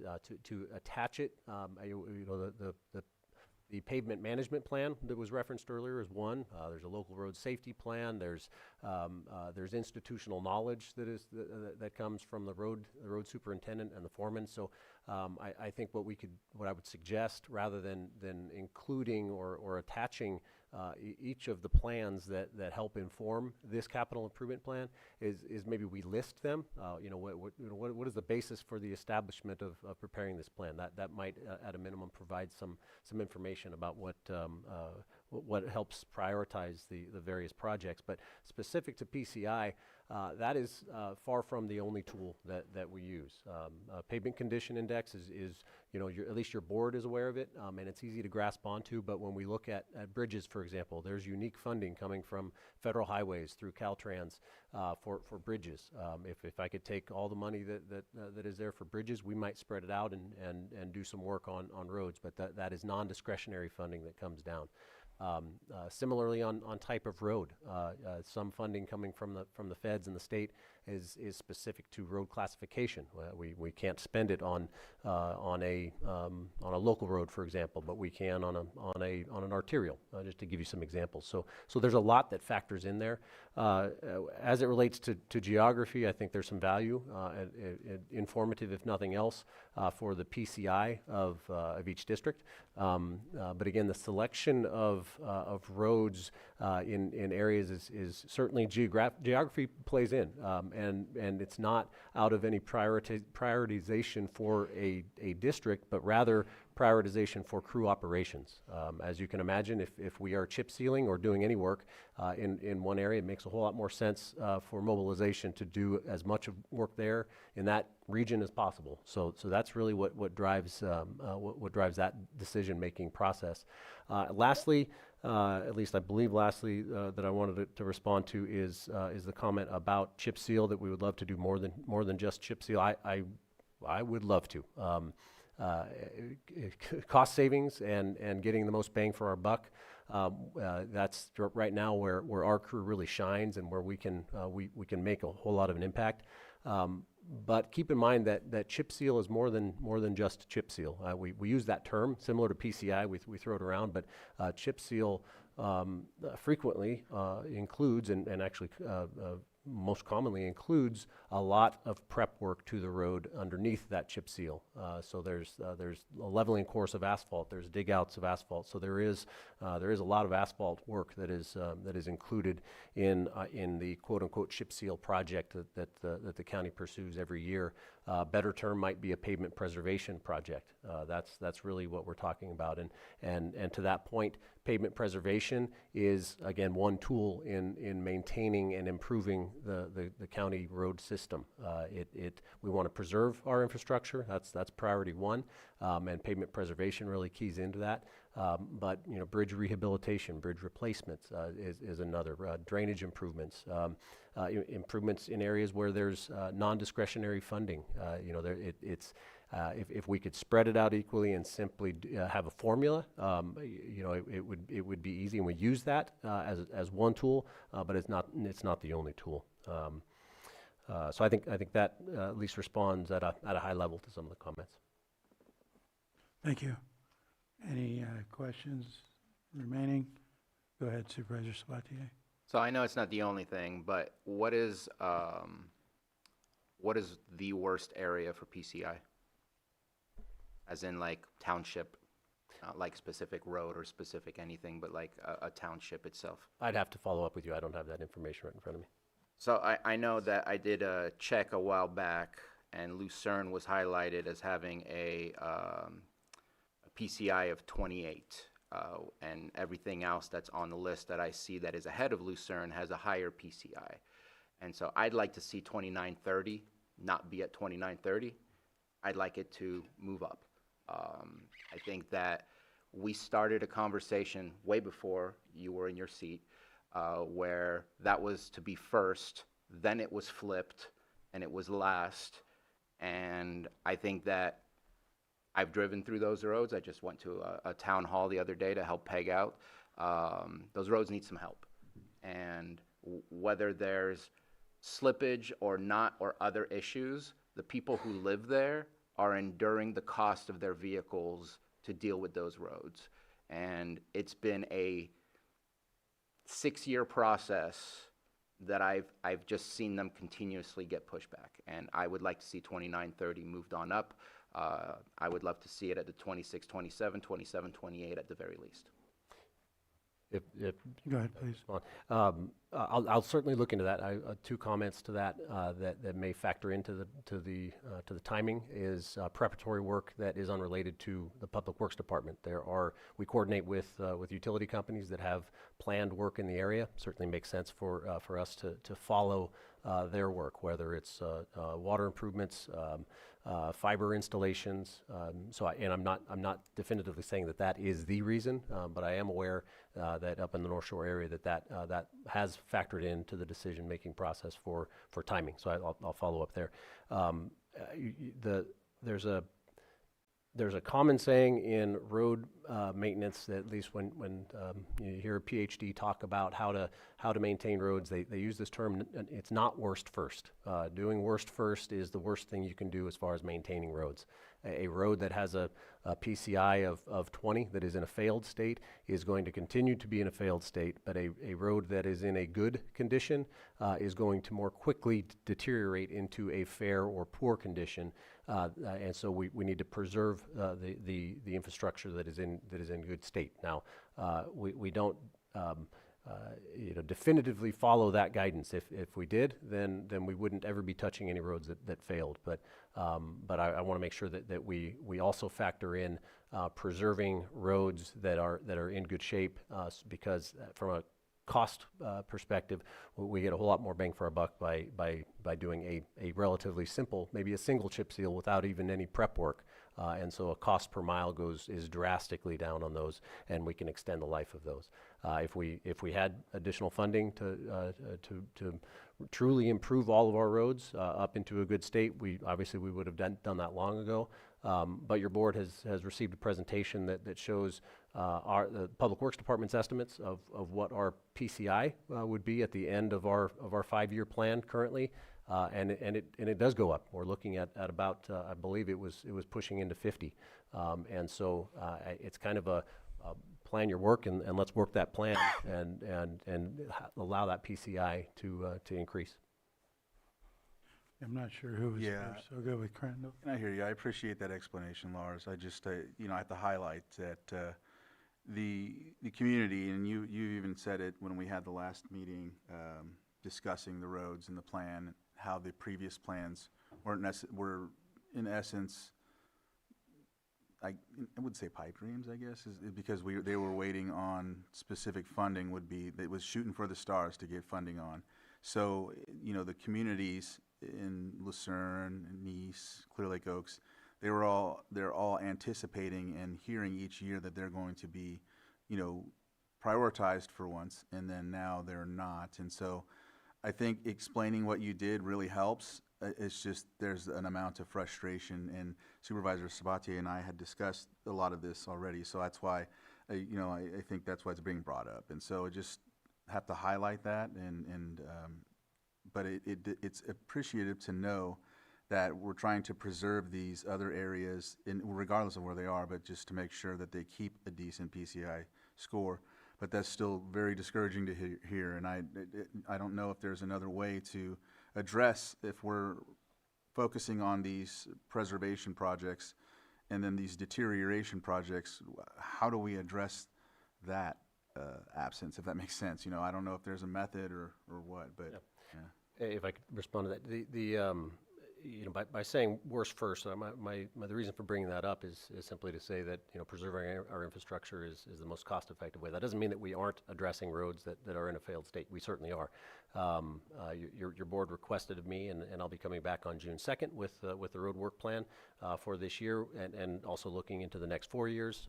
So I'll include with that the PCI of each road, or at least road segment. Each road doesn't necessarily have the same PCI. So I can include in that presentation demonstration of what are we attacking? Are we only attacking roads that are already in a 70, or are we in fact looking at roads that are failed? It is the latter. For sure. So, and back to the, just to maybe provide a little bit more information for the public, and for your as a reminder to your board, about the, you know, quote unquote pipe dream, you know, presentation that may have been provided, to your board in years past. My understanding of that presentation is that it was a 10-year plan, similar to a capital improvement plan in a sense, but a plan that was not fiscally constrained. It was a plan of what would we do? What would we need to do to get countywide our PCI? I think it was up to a 50. And so the Public Works Department prepared that plan of here's what we would do if money were not an issue. Here are the projects that we would carry out to get the countywide PCI to 50.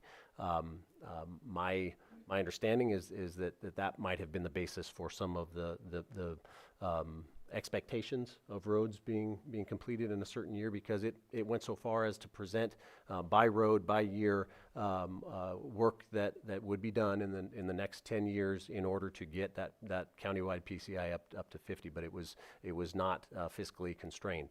The CIP that we're looking at is not fiscally constrained beyond this fiscal year. But the five-year road work plan that I've presented to your board, and I'll come back on June 2nd, that is a fiscally constrained presentation, and it's to use a more simplistic term, it's a realistic plan. It's something that we feel we can carry out with the funding that is at our disposal. Thank you, Supervisor Sabatier. And I appreciate the explanation. It's the right explanation, but tough to swallow if you live in that area where you're being told, yes, it's failed, but we're going to deal with the other roads that are better because it's going to cost more if we wait to treat them later, right? So from a resident perspective, it's a tough pill to swallow, but it's a very real explanation.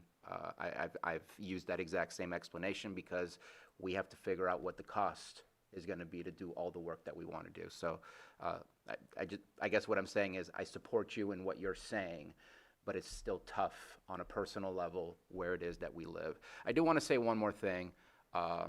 It's just a observation I made, and it's a very obvious observation, but it's one I made when I was going through the list, because I am who I am, so I had to write this all out to understand where is the money going on a year-to-year basis, because the only way it was programmed in our PDF was what is transportation, what is special districts, what is facilities on a per year basis, what does it look like on a per district basis. I want to know per district, per year, and get an understanding of how we've managed to put it around on the calendar and where things will be happening. So I needed to look at it a little further. The amount of effort that we make as a county that is a benefit to the city of Lakeport is intense, and I hope they appreciate it. But I hope that we, like things like what I see in downtown Lower Lake. Yes, I'd love to see retail instead of social services, but those social services people there, they go shopping in Lower Lake during lunch, and they contribute to the economy in Lower Lake, which contributes back to us. The people in Lucerne at behavioral health, they also contribute to the economy. Everything that we build here in Lakeport, it has the Lake County name to it, but it contributes not right back to us, it contributes right back to Lakeport. And the amount of activity that I see in the buildings that we're doing retrofits on, or just upgrading and all of that, it's great. It's what we need to do. And while I appreciate what we're doing with the sheriff's station, it doesn't really contribute back to a specific town because it's kind of isolated. And I hope that we can focus on whatever is next in the things that we need to build or move on from one building to another, that we can look at our townships and how it is that what we do can contribute to those townships' economy, whether it's building in Middletown, whether it's building in Kelseyville, and so on and so forth. And I know that we want to be very specifically accessible to the general public, but things like, just for example, like the ag commissioner, Lakeport's not necessarily the center of ag, right? Could be Upper Lake, could be Kelseyville, could be Middletown. So I want us to think in that way, because we contribute so much back to Lakeport. I'm not against that, but it's not necessarily helping our bottom line and what we're trying to do in the long run as well. So just wanted to make that last comment, just an observation. Thank you. I was just going to quickly comment on your first point. I could put together some relational databases so you can splice it and dice it different ways, and so you can if you want more kind of a geographic analysis with the projects, I can make that accessible. So Vice Chair. Yeah, I would appreciate that geographic analysis, but also, I mean, we have to maintain the buildings we have, and the buildings we have are in the places they are. And Lake County is our seat, or I'm sorry, Lakeport is our seat, and so this is where the majority of our campus is. So, I mean, apart from building new campuses outside of Lakeport, we have to focus where our infrastructure is. Thank you. So any other questions, or I can open it up to the public? We'll go ahead and open it up to the public at this point. Do we have anyone in the room?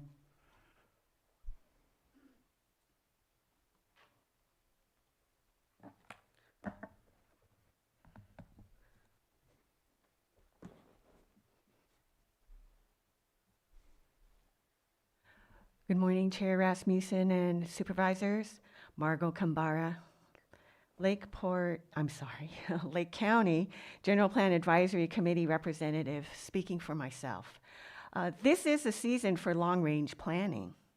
Public comment on the general plan and the local area plans closed last week. The county has committed millions of grant dollars to updating the general plan and the local area plans. The capital improvement plan for fiscal year 2025-26 through fiscal year 2029 through 30 is an important step to building a resilient, energy efficient, and economical county infrastructure. I'm glad to hear Mr. Rickelman tell your board that the next CIP will reflect more robust integration with existing plans, and that should include the general plan and the local area plans. The general plan and local area plans have goals, policies, and actions related to improving energy conservation and efficiency in public and private structures. A question for the first CIP and subsequent CIPs is, how will it integrate general plan goals, policies, and actions? I urge those working under the capital improvement plan to refer to the energy goals and measures in the general plan and local area plans, and Incorporate the relevant goals, policies, and actions into the CIP. This could be most relevant to roof replacement and HVAC work. Leveraging economies of scale, the county could make bulk purchases of materials or secure materials at low interest loans available for energy efficiency and resiliency initiatives. For taxpayers, energy efficiency has a bonus of lowering operating costs of county facilities. Thank you. Thank you. Anyone else in the room? Not seeing anyone online, Johanna?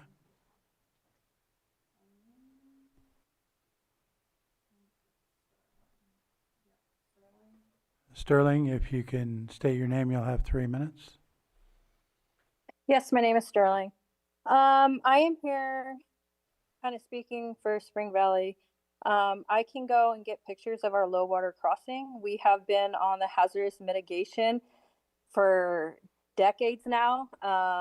We're spending money. I understand his logic with the pH, where you've got to keep new roads nice and not worry about old roads. But that's like taking a sick patient and saying, well, you're sicker than this patient, so we're going to take care of this patient because they're not as sick as this patient. And that patient's just going to keep declining. So the longer we keep waiting and declining stuff, it's going to keep costing more. And if you actually do the statistics, 80% of money that goes towards roads actually goes to wages and equipment. And only about 20 to 25% of that money actually gets laid on the road. We're sitting here, chip seal this. I agree with Bruno. Chip seal may be cheap right now and easy to lay, but chip seal has to constantly be relayed. When you do the work right, instead of putting a Band-Aid on something that needs stitches, you're going to keep spending more money, and we're going to keep spending more money every year. Yeah, maybe it's going to cost more at first to do the asphalt, 100%, but we will save more in the long run when we do the work done correctly. And now I'm going to go back to the bridge out in Spring Valley. This is a major concern. Spring Valley has lost homes. It has been evacuated many times. Lake County Sheriff agrees that we need to have a bridge. We have North Shore Fire that agrees that we need to have a bridge. When I spoke with Ewan about the low water crossing, I am told that they are not responsible for maintaining the low water crossing. Robin Borey has been out there and seen the low water crossing. If there was a fire to happen today and we had to evacuate that way, many people are going to be stuck because it is unpassable for a vehicle. You have to have a major four-wheel drive. So I'm really hoping that they can allocate more than $10,000 towards a bridge that has been put on there for many, many years. And we're going to go another 5 years. It's going to be put off another 5 years and another 5 years. And what's going to happen is there's going to be a paradise in Spring Valley. And us community members are the ones that are losing our homes and lives and our animal livestock because of the non-due diligence on making sure that you're protecting a community that is in a high fire risk. Thank you. Thank you. Anyone else online? No other hands? I'll go ahead and close public comment. Bring it back to the board for any final questions or direction. Go ahead, Supervisor Sabatier. I just want to see if there's consensus to request to move the 2930 road project or not. And I know that there's potential, but all of this is up for consideration depending if the funding is available, if everything is ready. Nothing is set in stone for 26, 27 through 2930. But just looking to see if there's consensus. Go ahead, Supervisor Pyska. I think that I can't give consensus to that today without a more holistic conversation. And it sounds like we're going to have one on June 2nd.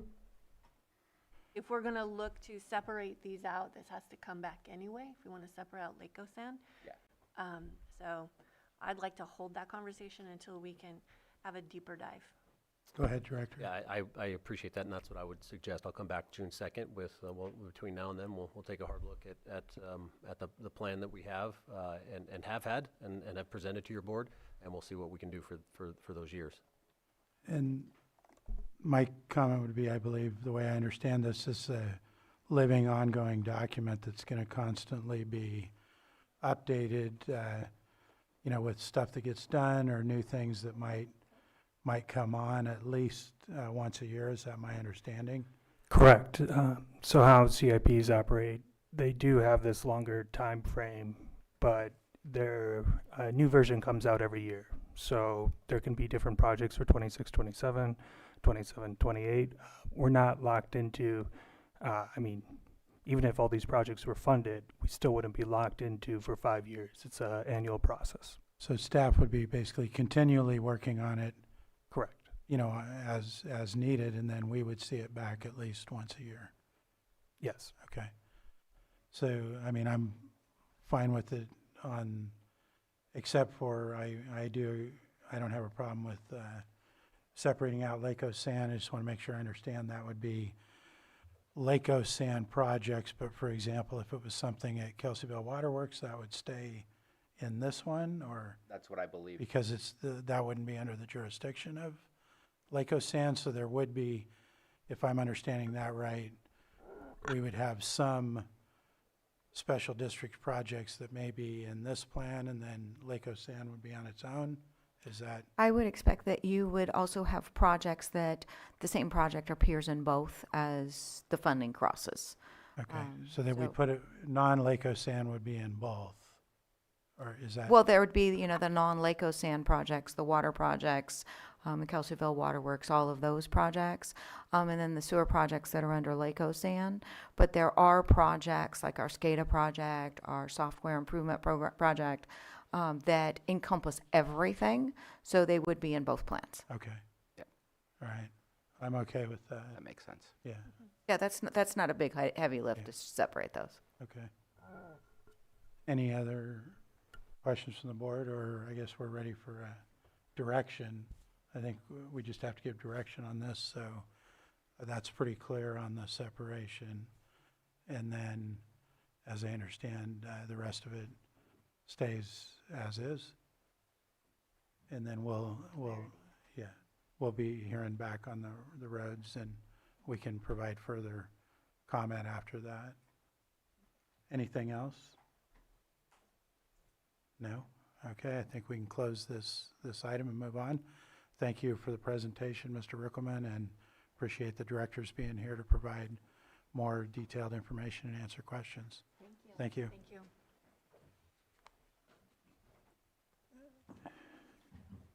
And I think we're going to be at our 6:10. Is that sound right? CAO? Yeah. Yes. So I'm going to call our 6:10. This is our 10:30 item. It's a hearing, consideration of request for a hearing for code enforcement actions taken at 16360 State Highway 175 in Cobb, California. The APN number being 013-056-010, and the property owner is Solo Morocco LLC, requester Marco Garcia Holloman. And do we have, you're here for that item, sir? Okay. So we're going to need to start this out by swearing in witnesses, and that would be anyone from both sides that's going to offer any testimony. So we'll need you to stand, sir, and do you have witnesses with you? Anybody that's going to testify on your behalf? Just you? Anybody that, yes. Anybody that's here to testify on this matter? Okay. And we have Elliot Hurwitz online. We have Elliot Hurwitz online, so online you use your hand feature. Everyone else raise your hand and be sworn. All right, with your right hand raised, do you solemnly swear that the testimony you're about to give will be the truth, the whole truth, and nothing but the truth? Thank you. Thank you. And is this an owner-occupied property? You go ahead, County Council. Thank you, Mr. Chair. With this being a code enforcement appeal, typically code enforcement, the department would present first. Okay, okay. Then we'll start with code enforcement, so if you give your presentation.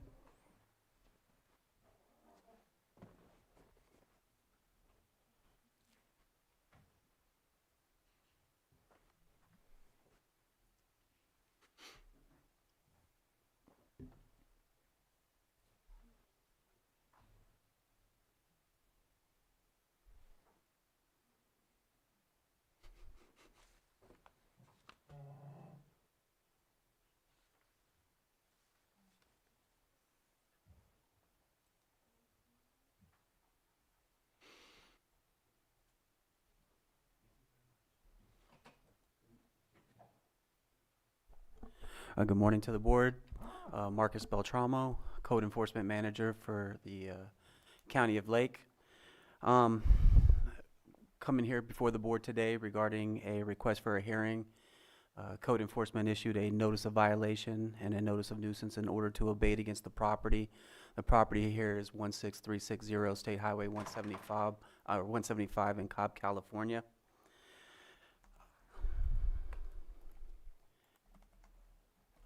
So, Code Enforcement received a complaint. We went out, conducted an investigation. Here's a photo of the property. Code Enforcement determined several violations were occurring on the property. There was a cargo container brought on the property without a zoning clearance, and I'll go through the pictures in a second. A kennel was placed on the property without a zoning clearance.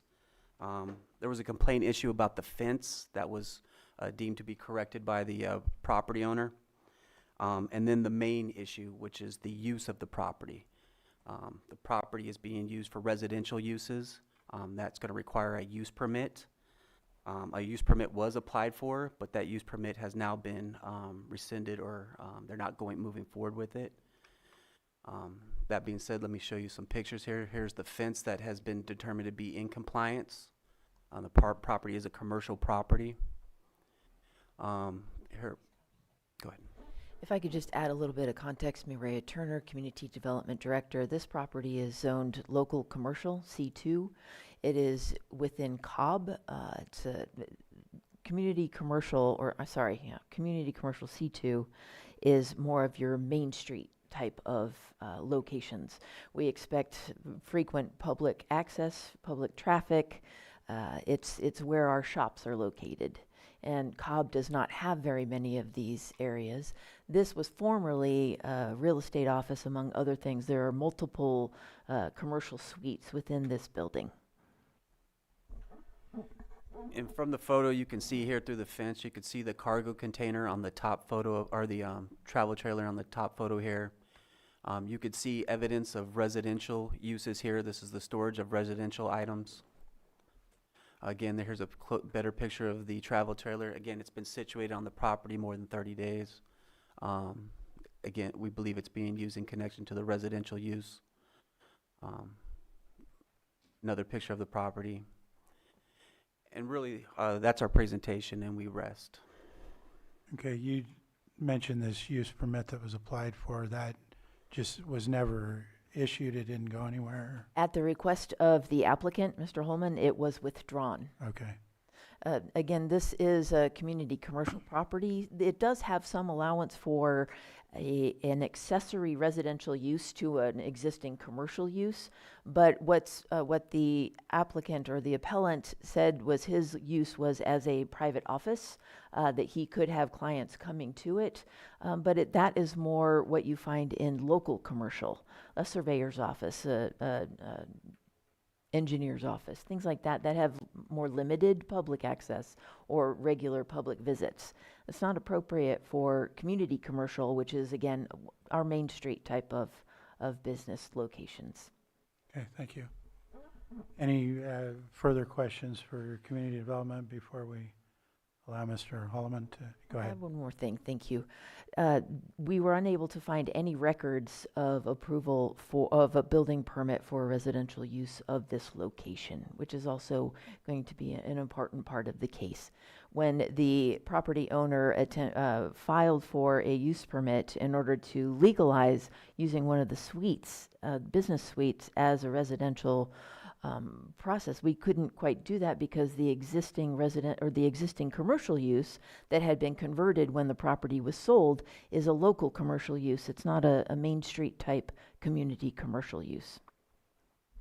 Okay. All right, Mr. Holloman, do you want to present, come up to the microphone? I apologize, but here I bring a few envelopes for the board. Can I share? The clerk will grab. Oh, you're ready. Thank you. Yeah, she's ready. Yeah. And it's a boy. Yeah, I know. Thank you. Yeah. So there you have the picture It's working this? Okay, perfect. There you have the before and after picture and how the director say very clear, yes, I cancel because when I buy the property, I saw and they tell me in all the website was an apartment too. So I try to put up to date, but after I work with planning and I see it will be very difficult because I cannot find any information from 1950. Because the property is from 1950 and the apartment was from 1950, and I said, you know what, I will go all commercial. So I cancel, and I put there all the picture because all the concern they have about the trailer, the can and everything is out. So I will read and I put the letter because I speak Spanish, Portuguese, and English now. I have a strong accent, in this way everyone can understand what I'm talking about. Good morning, my name is Marco Garcia Holman. I am the owner of the property 16360 State Highway 175 in Cobb. Since receiving the notice of violation, I have taken substantial steps to address the concern. I am not longer using the property as a resident and I have secured another home. So what meaning this? I have a property in Lower Lake. So in this, so I can vote for you, good. So I have a property in Lower Lake, and I took my dogs there because some people was complaining because my dog barked because they pass in front of the fence. No problem. I have already removed the kennel, the toy howler, and other non-commercial items for the property. And I am continuing to clean up and the relocation process. I have also withdrawn the residential application, and I am moving forward with full compliance with C2 commercial zoning. The remaining item I have is the container, because I'm putting all my personal belongings inside, and I will share something with the board from November, the half of November to the half of December. I have 4 operations in my legs because I have a PA day. This is the what they call, and they put a stern. So I have a medical condition right now, and in February, I have a bypass in my leg. For this, I'm asking if I can have 60 more days to finish everything, and then the property is full C2 and no nothing. You can see in the picture, I don't have the toy howler, I don't have more the kennel, I don't have more the dogs, and I live in Lower Lake. Sorry, Clear Lake. Oh, you see? You see? Well, I switch. Yeah. So I will appreciate if I can have this 60 days to finish all the cleaning and return the property C2, as how I say. And the idea is to rent all the office, so nobody's living there, nothing. So if the board allow me, I think so we're good, and I try to help and the community and everything. Yes. Okay. Vice Chair. Well, I'm glad to hear that that you've changed some tacks and some direction. There's been a lot of, there have been quite a few complaints coming from the property.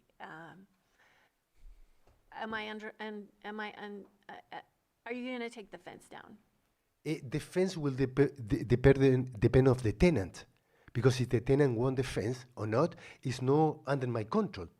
I need to rent the office. So I don't know. I don't want to compromise with something. I don't know what will happen.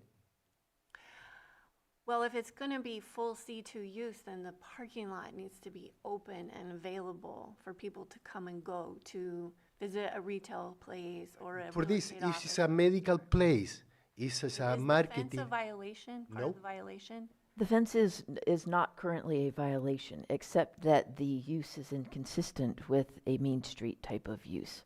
But C2 does allow for a fence, and the fence is built within the setback, so it is according to what would be allowed. And when did you buy the property? August 14. August 14th? Yes. And how did you learn about the Cobb community, and how are your roots there? It's funny because you and me have a previous conversation about the situation in my property. You went to my property and accused me the red paint, and was fake. So I prefer we focus in this more than you continue to coming with more question about my property, because the last time I request to you to leave my property.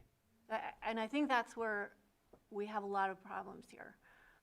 I pulled over to take a call. I was actually on the phone with Supervisor Sabatier, and I pulled. And you call here. And I did call And you her call here, because- and excuse both. me, Hang I on, need to sir. be able to finish speaking. Let her speak. I pulled over to have a conversation with Supervisor Sabatier, and then you came out and started yelling at me, and then I called Maria so I would have a witness. The reason I'm asking is, how, this community has been through quite a lot over the last 11 years almost, recovering from the Valley Fire. And this particular piece of property is the center of our town.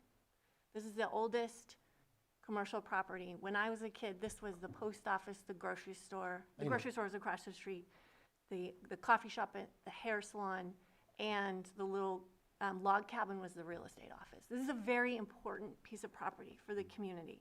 And to have it fenced off, and to have all those no parking signs, and the dogs are gone, but that was very aggressive.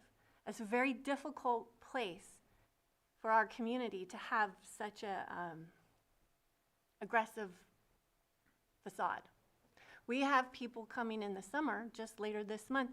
We will have summer people all through the summer months. This is the heart of our economy. People coming to visit, they walk past that property all the time. That property was used for farmers markets. It was our Christmas tree place. The bookmobile used to park there. So you have to understand why people are very upset that you have cut this off and made it very, very unwelcoming. And the red curb was never red before. That Ma'am, you send me the. Sir, hang on, please. You'll get another chance. Yeah. So we don't have our fire chief here. The permission was not given to paint it red. Our public works director here, the board of supervisors has to approve every red curb that's painted in this county, for your awareness. So for you to go and paint a red curb on your own, it's not okay. It's illegal. So I'm glad that you are moving your things out, that you're not living there, because there is no legal permitted residence there at this time. There could be in the future, but where the person was living before was the old post office. That's why there's not a permit there for residents. I think you're going to hear from some of the community members just how important this place is. And even though the fence is not a part of this violation, it is not very neighborly to have that up and to have that very, very aggressive facade for our community and welcoming our summer people. Okay. Okay, first, she sent the fire chief from Sonoma, Lake County, and Conich to talk with me.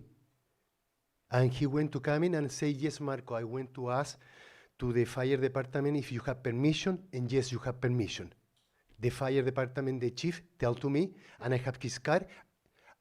Can I speak, ma'am? I'm just asking, was that Chief Duncan? Yes. Okay. Yeah, Yeah, Remember and I you're have the under oath. report. I have the report because you sent him to question me about the red line, and he saw the red line is from 1955 there all around, and I paint and I have the permission. And you are accusing me again, I don't have the permission. So I am starting to feel this is a little personal, honestly, because the fire chief was there.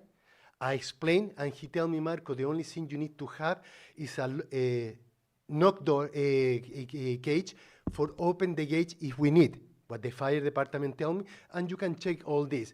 Second, was a coincidence. She stopped my property exactly, and when I went outside and asked what she need, she started to yelling me, no me. I asked, ma'am, do you need any help? And tell me, I am your representative. And then she called the director, and the director started to tell me I need to be more nice. I need to be more nice with her because it's my representative. And I say, ma'am, I will ask you to leave my property because she was inside of my property, or I will call the Okay, sheriff. well, let's try to focus on the situation we have here. So You have stated that you're in agreement with the notice and you're correcting it. You've removed the everything. kennel, you've removed the trailer. You're going to remove the container. Connex box. It's the only one I'm missing. For this, I'm asking 60 days because I unpack all my personal stuff because my dream was to live there, have my own office there, and work with the community. Okay. And by the way, about the Christmas, the people coming to ask me permission to do the Christmas there, and you know what's happened? The county don't allow the permit. And I give the permission to the people. So don't tell me I am not working Okay, with the so let's focus here. What you're not disagreeing with the orders. No. You're asking for 60 days. Nothing more. And You- I promise I will come here and I will show all the pictures. Everything is done. Okay, do you have any other information to present regarding No. this violation? No. For this, I bring the picture and I appreciate the opportunity. And hey, Okay. I love the place where I buy. Okay, thank you. I just want to say that I did have a conversation with Chief Duncan. He called me. He's not able to be here today, unfortunately. Permission was not given by the fire department to paint the curb. It wasn't. And where I was parking, I pulled over. That is the Caltrans right away. Is the red sidewalk a piece of this code enforcement violation? So I'd like to only talk about what we are in control of. If there's a violation and it's with the fire districts, I think that needs to be resolved, but I got a no answer that the red sidewalk is not a current violation that we are discussing here for this notice of violation. For the record, the painting of the curb was not a part of our action.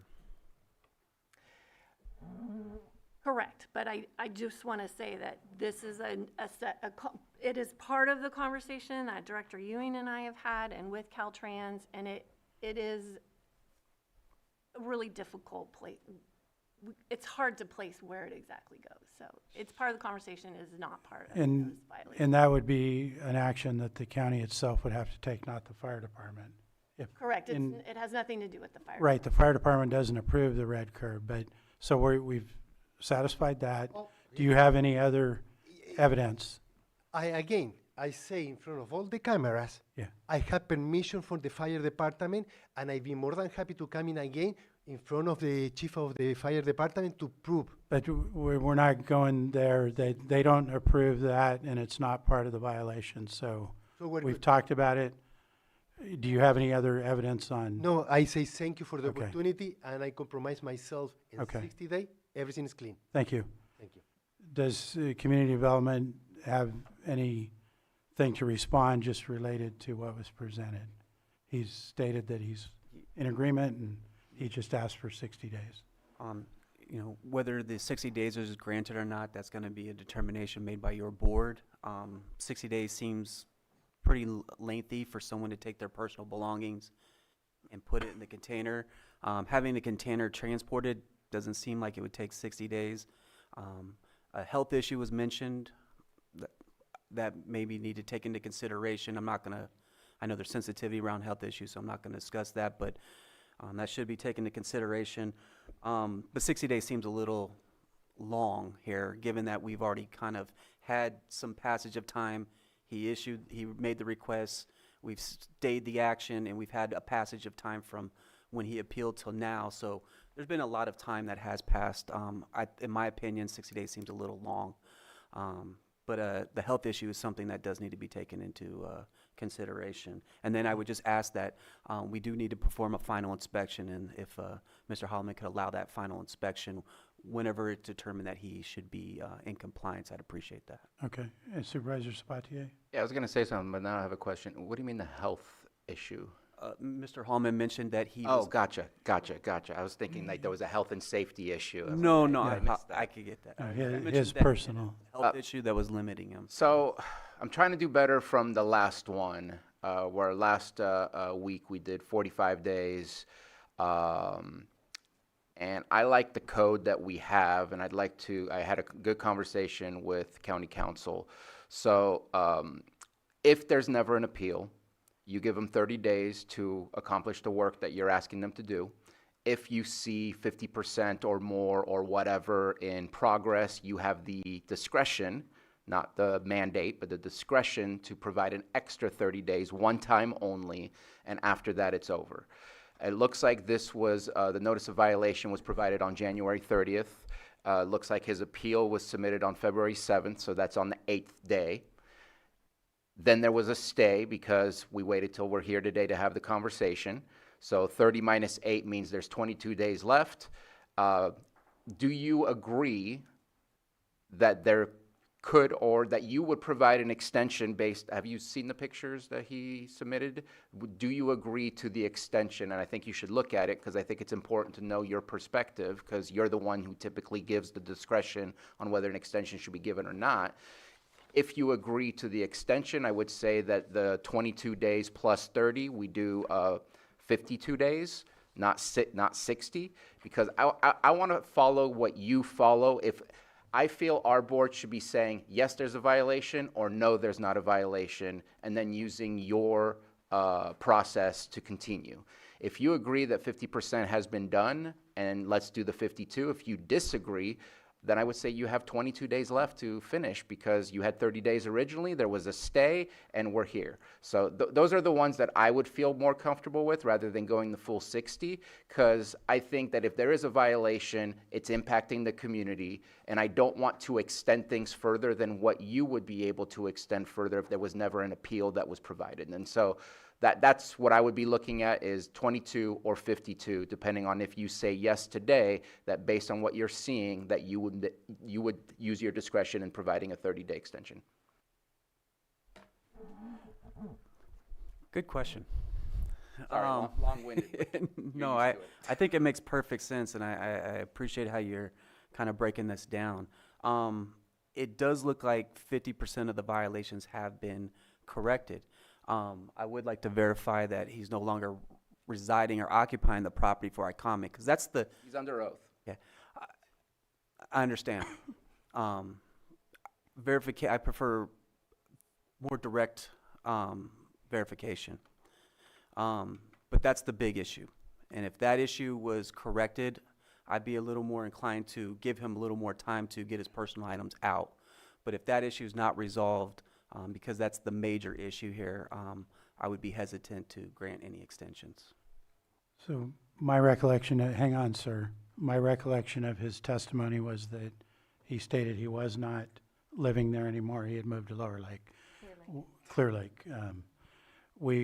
And I also want to, for the record, your photographs have now been provided to Community Development for their review. So I have a couple of questions. Can you come up?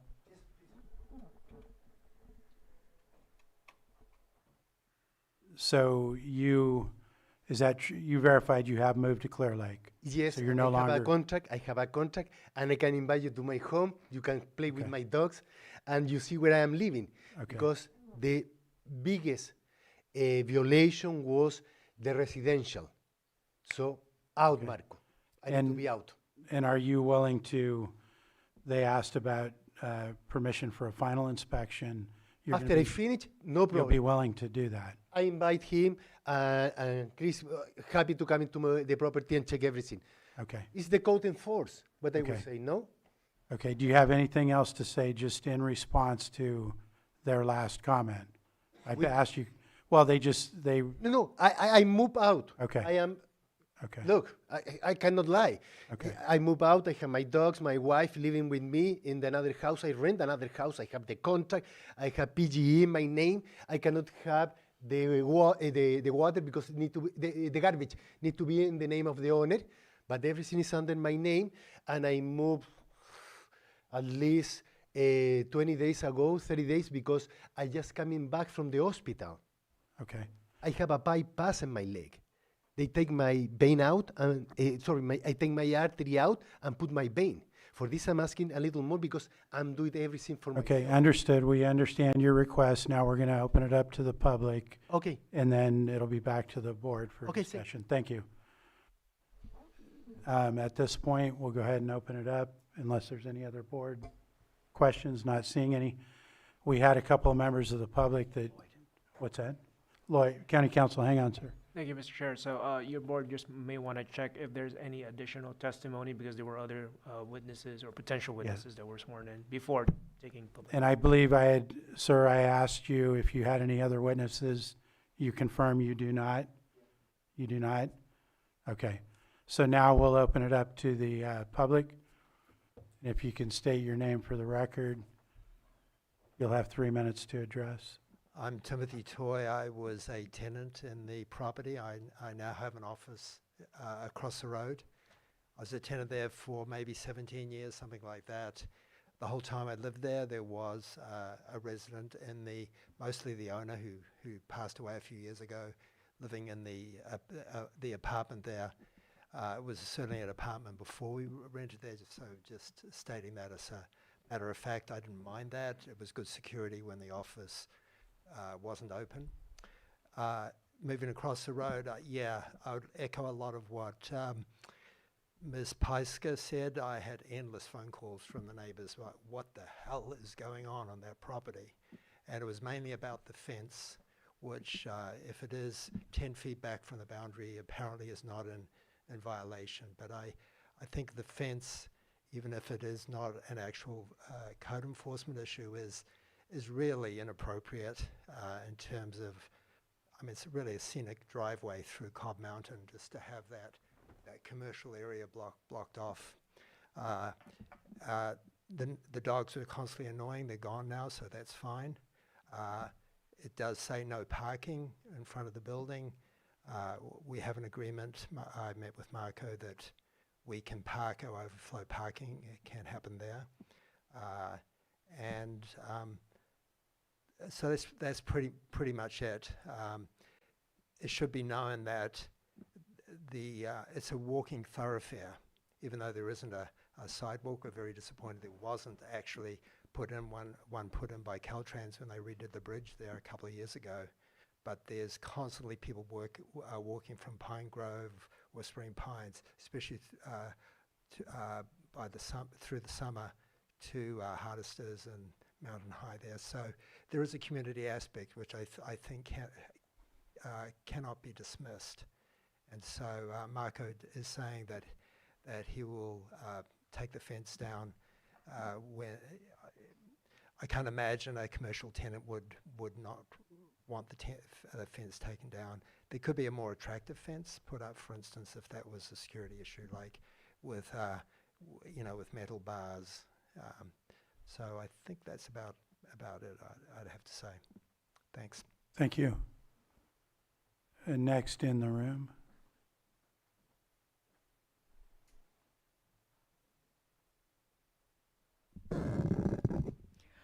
My name is Magdalena Valderrama Hurwitz. I'm a wildfire resilient strategist. I live in the Cobb area. I live in the area. I shop along that corridor regularly. I meet with colleagues and friends there often. And I travel Highway 175 with enough frequency that what happens on the properties along that is not abstract to me. I know what it looks like. I see what it's become. I appreciate seeing the pictures. I appreciate that the personal effects have been removed, and that the fence is not part of the violation citation anymore. But I have to agree with the gentleman before me that the community character that is being affected by that fence. In my work, I want to be direct, I want to be fair, and I'm glad that Mr. Holman has the right to appeal, but you have to weigh everything against something larger than one man's preferences. So that this zoning regulation like C2 exists not as a bureaucratic inconvenience, but it is a framework for orderly, safe, and accessible land use. In our community, accessible land use is not a planning abstraction. It is a matter of life and death from my perspective as a strategist. I'll give you a concrete example. That commercial corridor, particularly that property, was the kind of accessible community space that I and my colleagues have used to host wildfire evacuation education events. People would park there, they would walk the booths, they would learn about their evacuation zones, they would pick up preparedness materials. That work depends on commercial properties along Highway 175 remaining open, visible, and welcoming. The state of that fence is not welcoming. Area residents count on that access. We count on it to serve this community. And when that space is walled off and blaming the tenant for it or whatever, that's not addressing the real issue. I think what else I might want to, I'm glad to see that the shipping container will be removed, that the dogs have been removed as well. And I feel that if Mr. Hoffman is intending to be part of the community, then it would be good to say so, that that he has simply repeated and stated that he wants to remain there as a resident or to act on it. So let's talk about what it looks like to be part of the community and use that space in the way that it was intended as C2. Thank you. Thank you. Next in the room. And if you could state your name, you'll have 3 minutes.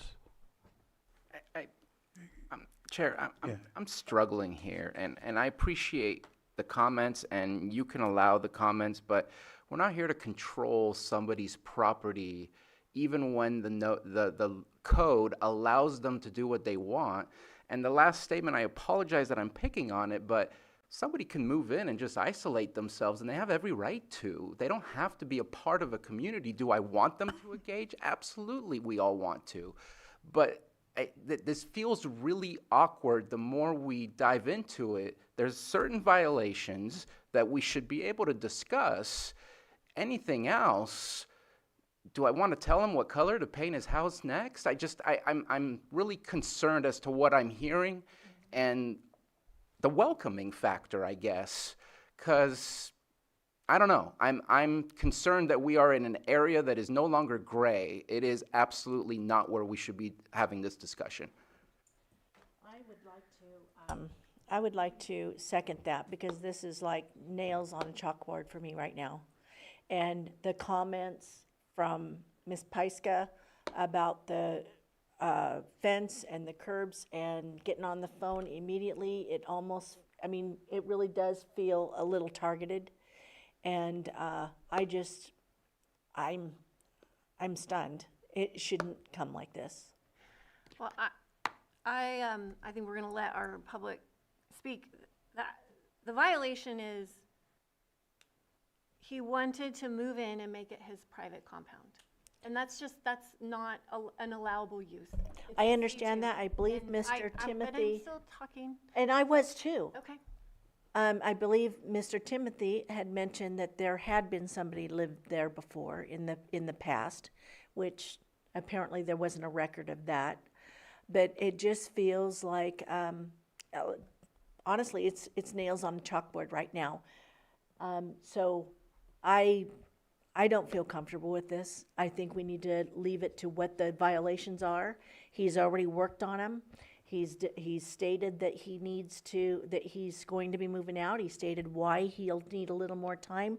I believe that Mr. Sabatier, Supervisor Sabatier, had came up with a good resolution that he had brought forward, and I just can't see the public whipping that's going on right now, that you're not a good neighbor. You don't belong in this community type of a atmosphere, and it's uncomfortable. Thank you. All right, Vice Chair. Sure. So it is uncomfortable, and it has been uncomfortable. It's his property. Hang on. So we're talking about the commercial center of our town, my town, where I live, where I grew up. And when someone comes in and wants to turn it into a private compound, that takes away the commercial.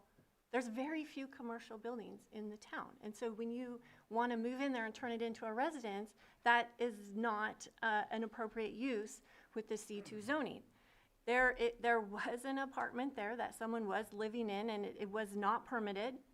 And there is a pathway to have an on-site residential unit if you have compliant commercial. And that is what the allowable use is. That's what we're talking about. And all I did was stop by on my phone. I was on the phone with you, and I said, oh gosh, someone's coming to the gate, and then he started yelling at me. That happened to me. He treated me that way right now. Lots of other people have had that experience, but that does not have anything to do with the violation that we're talking about. And so when you look at a community that has put together an economic development plan to recover from the fire, which probably Mr. Nettles is going to talk about, the importance of keeping commercial property commercial is the point. That is what we're talking about. And that's all we should be talking about. We shouldn't be talking about somebody's feelings being hurt or all this personal stuff that's coming forward. That's, and as far as the Valley Fire goes, to continually bring that up and use it that like this is affecting our community. You know what? I lost my ranch. I lost my home. I'm not dwelling on it. I'm not continually using that as a crutch or to gain sympathy or anything else. It's in the past. It's done. Do you mind if I interrupt? No, go ahead. I apologize. Go ahead, Supervisor. I agree with you. Today we are going to support that this needs to change. The gentleman agrees that this needs to change, and that's the conversation I would like to have, because I'm concerned about the edges that we are trespassing on. Well, and that's, I think, what we're here to talk about, is to make sure that this is a commercial property, that it stays a commercial property, that it's open and available, and that's the whole point. And what I'm requesting from the chair is that we stay within the margins of what is the notice of violation, support it or don't support it. That's all I wanted to bring up, because I'm worried about where we are. Yes. And with these type of hearings, we typically allow public comment. It's not evidence of the situation necessarily. It's just comments that we allow people to make, but it's not necessarily evidence. So appreciate the conversation. We've had people speak, so go ahead and, I mean, if we're, go ahead. Oh, yeah. Sorry, I didn't even see It's you. okay. You guys were going back and forth, so, coming from a district that, you know, where I would appreciate a lot more of this, and, some folks going through what this gentleman's going through, because of egregious things, you know, I think it's also another thing that there's been other issues people have brought forward to our board, and we give them their 3 minutes. I mean, even though I know some of it doesn't apply, I mean, letting them be heard is something that I always try to do. So, I mean, I hear you.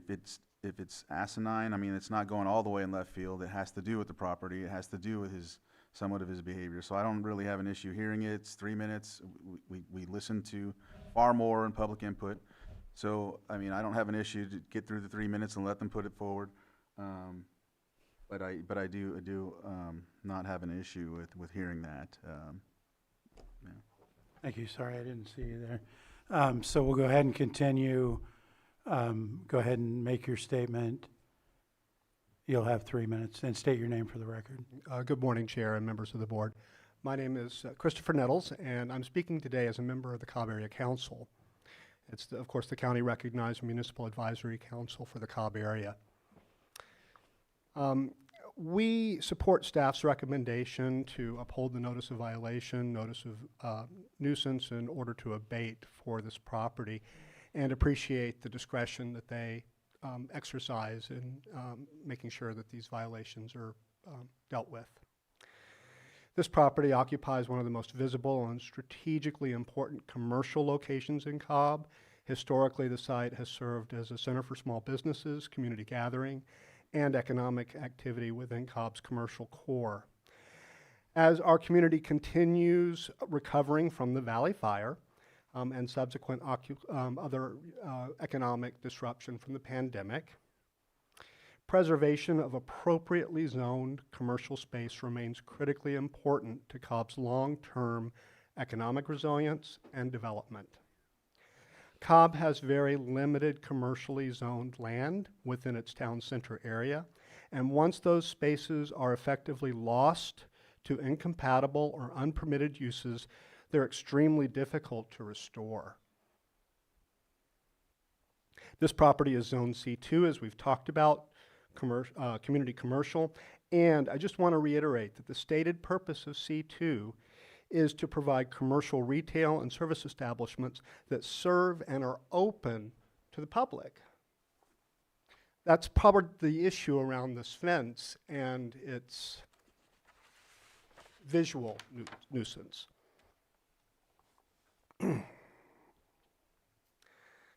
So the Cobb Area Council officially reached out to the property owner on March 15th, 2026, in a good faith effort to encourage dialogue regarding the future of this site and the importance to the community about this site. To date, we've not received a response or had an opportunity for meaningful engagement regarding the community's hopes and concerns about this important commercial property. We hope to work with this property owner.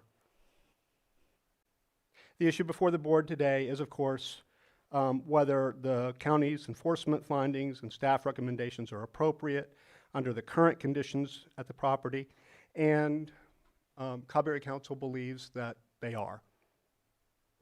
So we respectfully ask the board to uphold and support staff's recommendations and any discretionary extensions that they might provide. Thank you. Thank you, sir. And I believe that was everybody in the room, and we had, did you? Okay, and you have a public comment, Mr. Lasik? I don't know that anyone else was sworn in. They were not sworn in, but I don't This is public comment, though. necessarily believe they have to be sworn in. Can you weigh in on that question, Mr. Correct. Quintabano? So your board may want to confirm if testimony has been closed, so that at that point, the only comments that should be coming in would be public comment, subject to the 3 minutes. Right. Yeah, I believe that, that I made a comment that we were going to move on to public comment earlier. So again, this is public comment. This is not sworn testimony for evidence. Understood, Mr. Is this on? Yes. Yeah, you're good good. morning. Tom Lasik. Well, wow.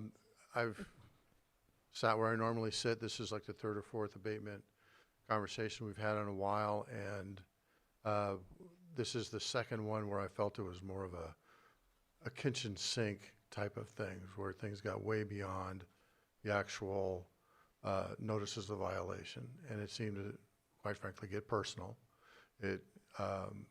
And I do agree that you should stick to what's actually in the violation. You know, arguing about what the paint color is, if that's not actually in the violation, is maybe something that can come from, you know, people like me that sit in the audience. But frankly, it is not appropriate for the board to lose that focus. I think that's, you know, the phone calls that were made and having to get witnesses and things like that. If that's not relevant to the actual code, then I would be concerned why it's being brought up. It's got to the point where, and with all due respect, Vice Chair Pyska, there may be a conflict of interest. And I understand your close ties to the community. That's where you grew up. But you've had confrontations with the appellant. And it's clearly unsettled you and him. I think there's, and it's gone way off track. So is he addressed some of the violations? Apparently it looks like he has. You've given latitude in the past to locations that have had far more blight and eyesore than what appears in the photos that were on the slide. I think if things are followed through and it meets the discretion of code enforcement and in the latitude and the guidelines that were presented, then I think you should move forward. But to start the kitchen sinking and attacking on this, that you're not from here, I get it. I think if I was living there, and I'm not, and I know that, I would have emotional attachment too. This is where I grew up. This is where we used to have our farmers markets. This is where I shopped. This is where I, enjoyed and had a very idyllic part of my life or childhood or adulthood. That's all important, but that's not why we're here. Thank you. Thank you. Was there anyone else in the room? Not seeing anyone, we'll go online. Elliot, state your name. You'll have 3 minutes. Thank you, Chair Rasmussen and members of the board. I'm Elliot Hurwitz, and I'm the director of the Cedar Springs Community Redevelopment Association. I was also the author of the Cobb Resilience and Development Strategy that the Cobb Area Council commissioned, following the Valley Fire. And I want to start by saying I don't think that the bringing up the matter of the long-term recovery from an event like the Valley Fire, including the intervening pandemic, is quote unquote dwelling in the past. I think it's a sober recognition of just how intensely that actually did disrupt the community, both economy and culture. And I think that it's critical to keep reminding people and to keep in front of our minds and our hearts just what happened in that fire, and that we need to be dedicated to doing everything we need to do to make sure that never happens again, and that we proceed with the kinds of development activities that we know will strengthen our community going into the future. In that development strategy, we took a good look at the Cobb Commercial Center and recognized that it really was critical for us to be able to develop that in order to begin to rebuild our community altogether. And we identified that area. At a certain point, we said we'd really like to do a formal town center development design study. I mean, we haven't been able to come up to that. Again, you all are very familiar with the struggles of recovery, et cetera. But that is, I just wanted to state as well that, and emphasize the significance of that particular property for the overall development of the entire community there, from a social and economic perspective. Thank you very much. Thank you. Next.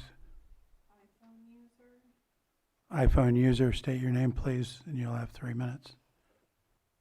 Skylar Long, Pillsbury Family Farms, and I wanted to say thank you to Supervisor Sabatier and to Supervisor Owen for taking a moment to pause.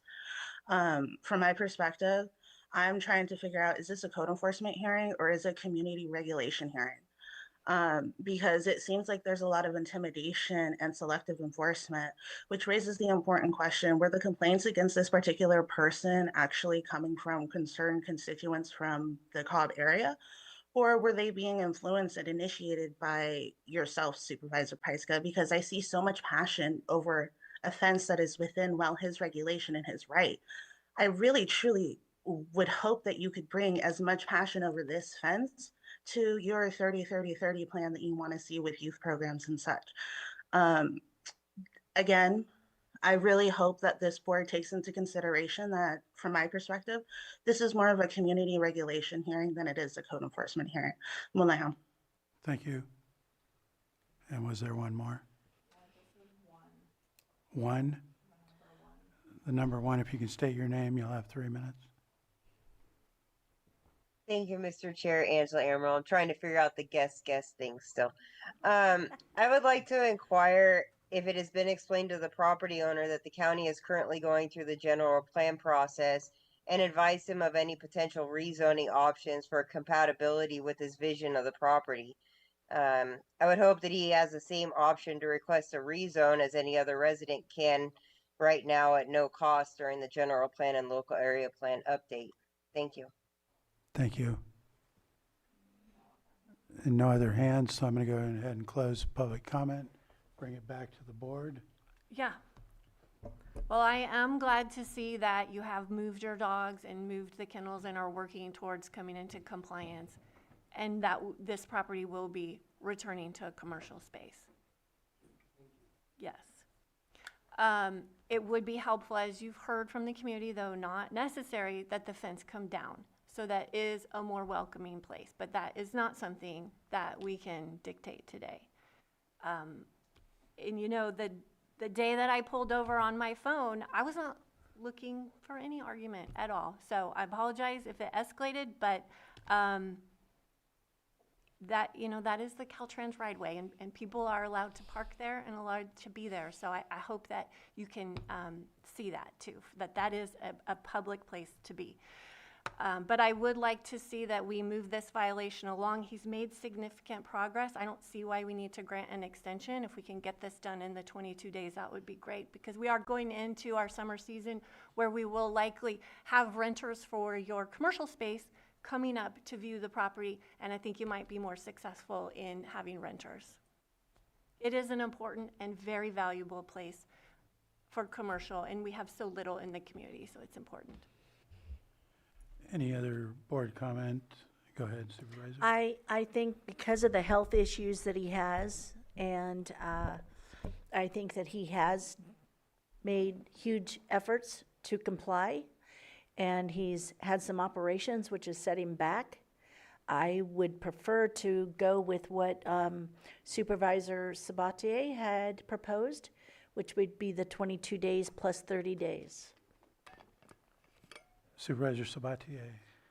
Yeah, I appreciate Mr. Beltrama answering the question, and I think that we're all going to make an assumption that while under oath that he has moved out with his statements. Obviously, if you find out differently, that's a different situation. If the only thing that's left is a metal box, and I don't even want to speak about it, but the fence isn't moving as far as I'm concerned. He said until further notice.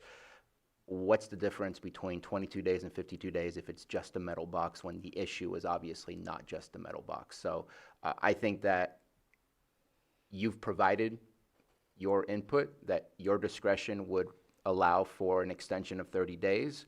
And so I would be in support of the 52. I'm sorry, 52 days just to move the container?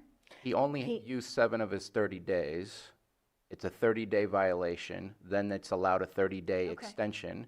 And so that's how I got to 52. But it's only moving the container. Well, he's putting stuff in it, he stated.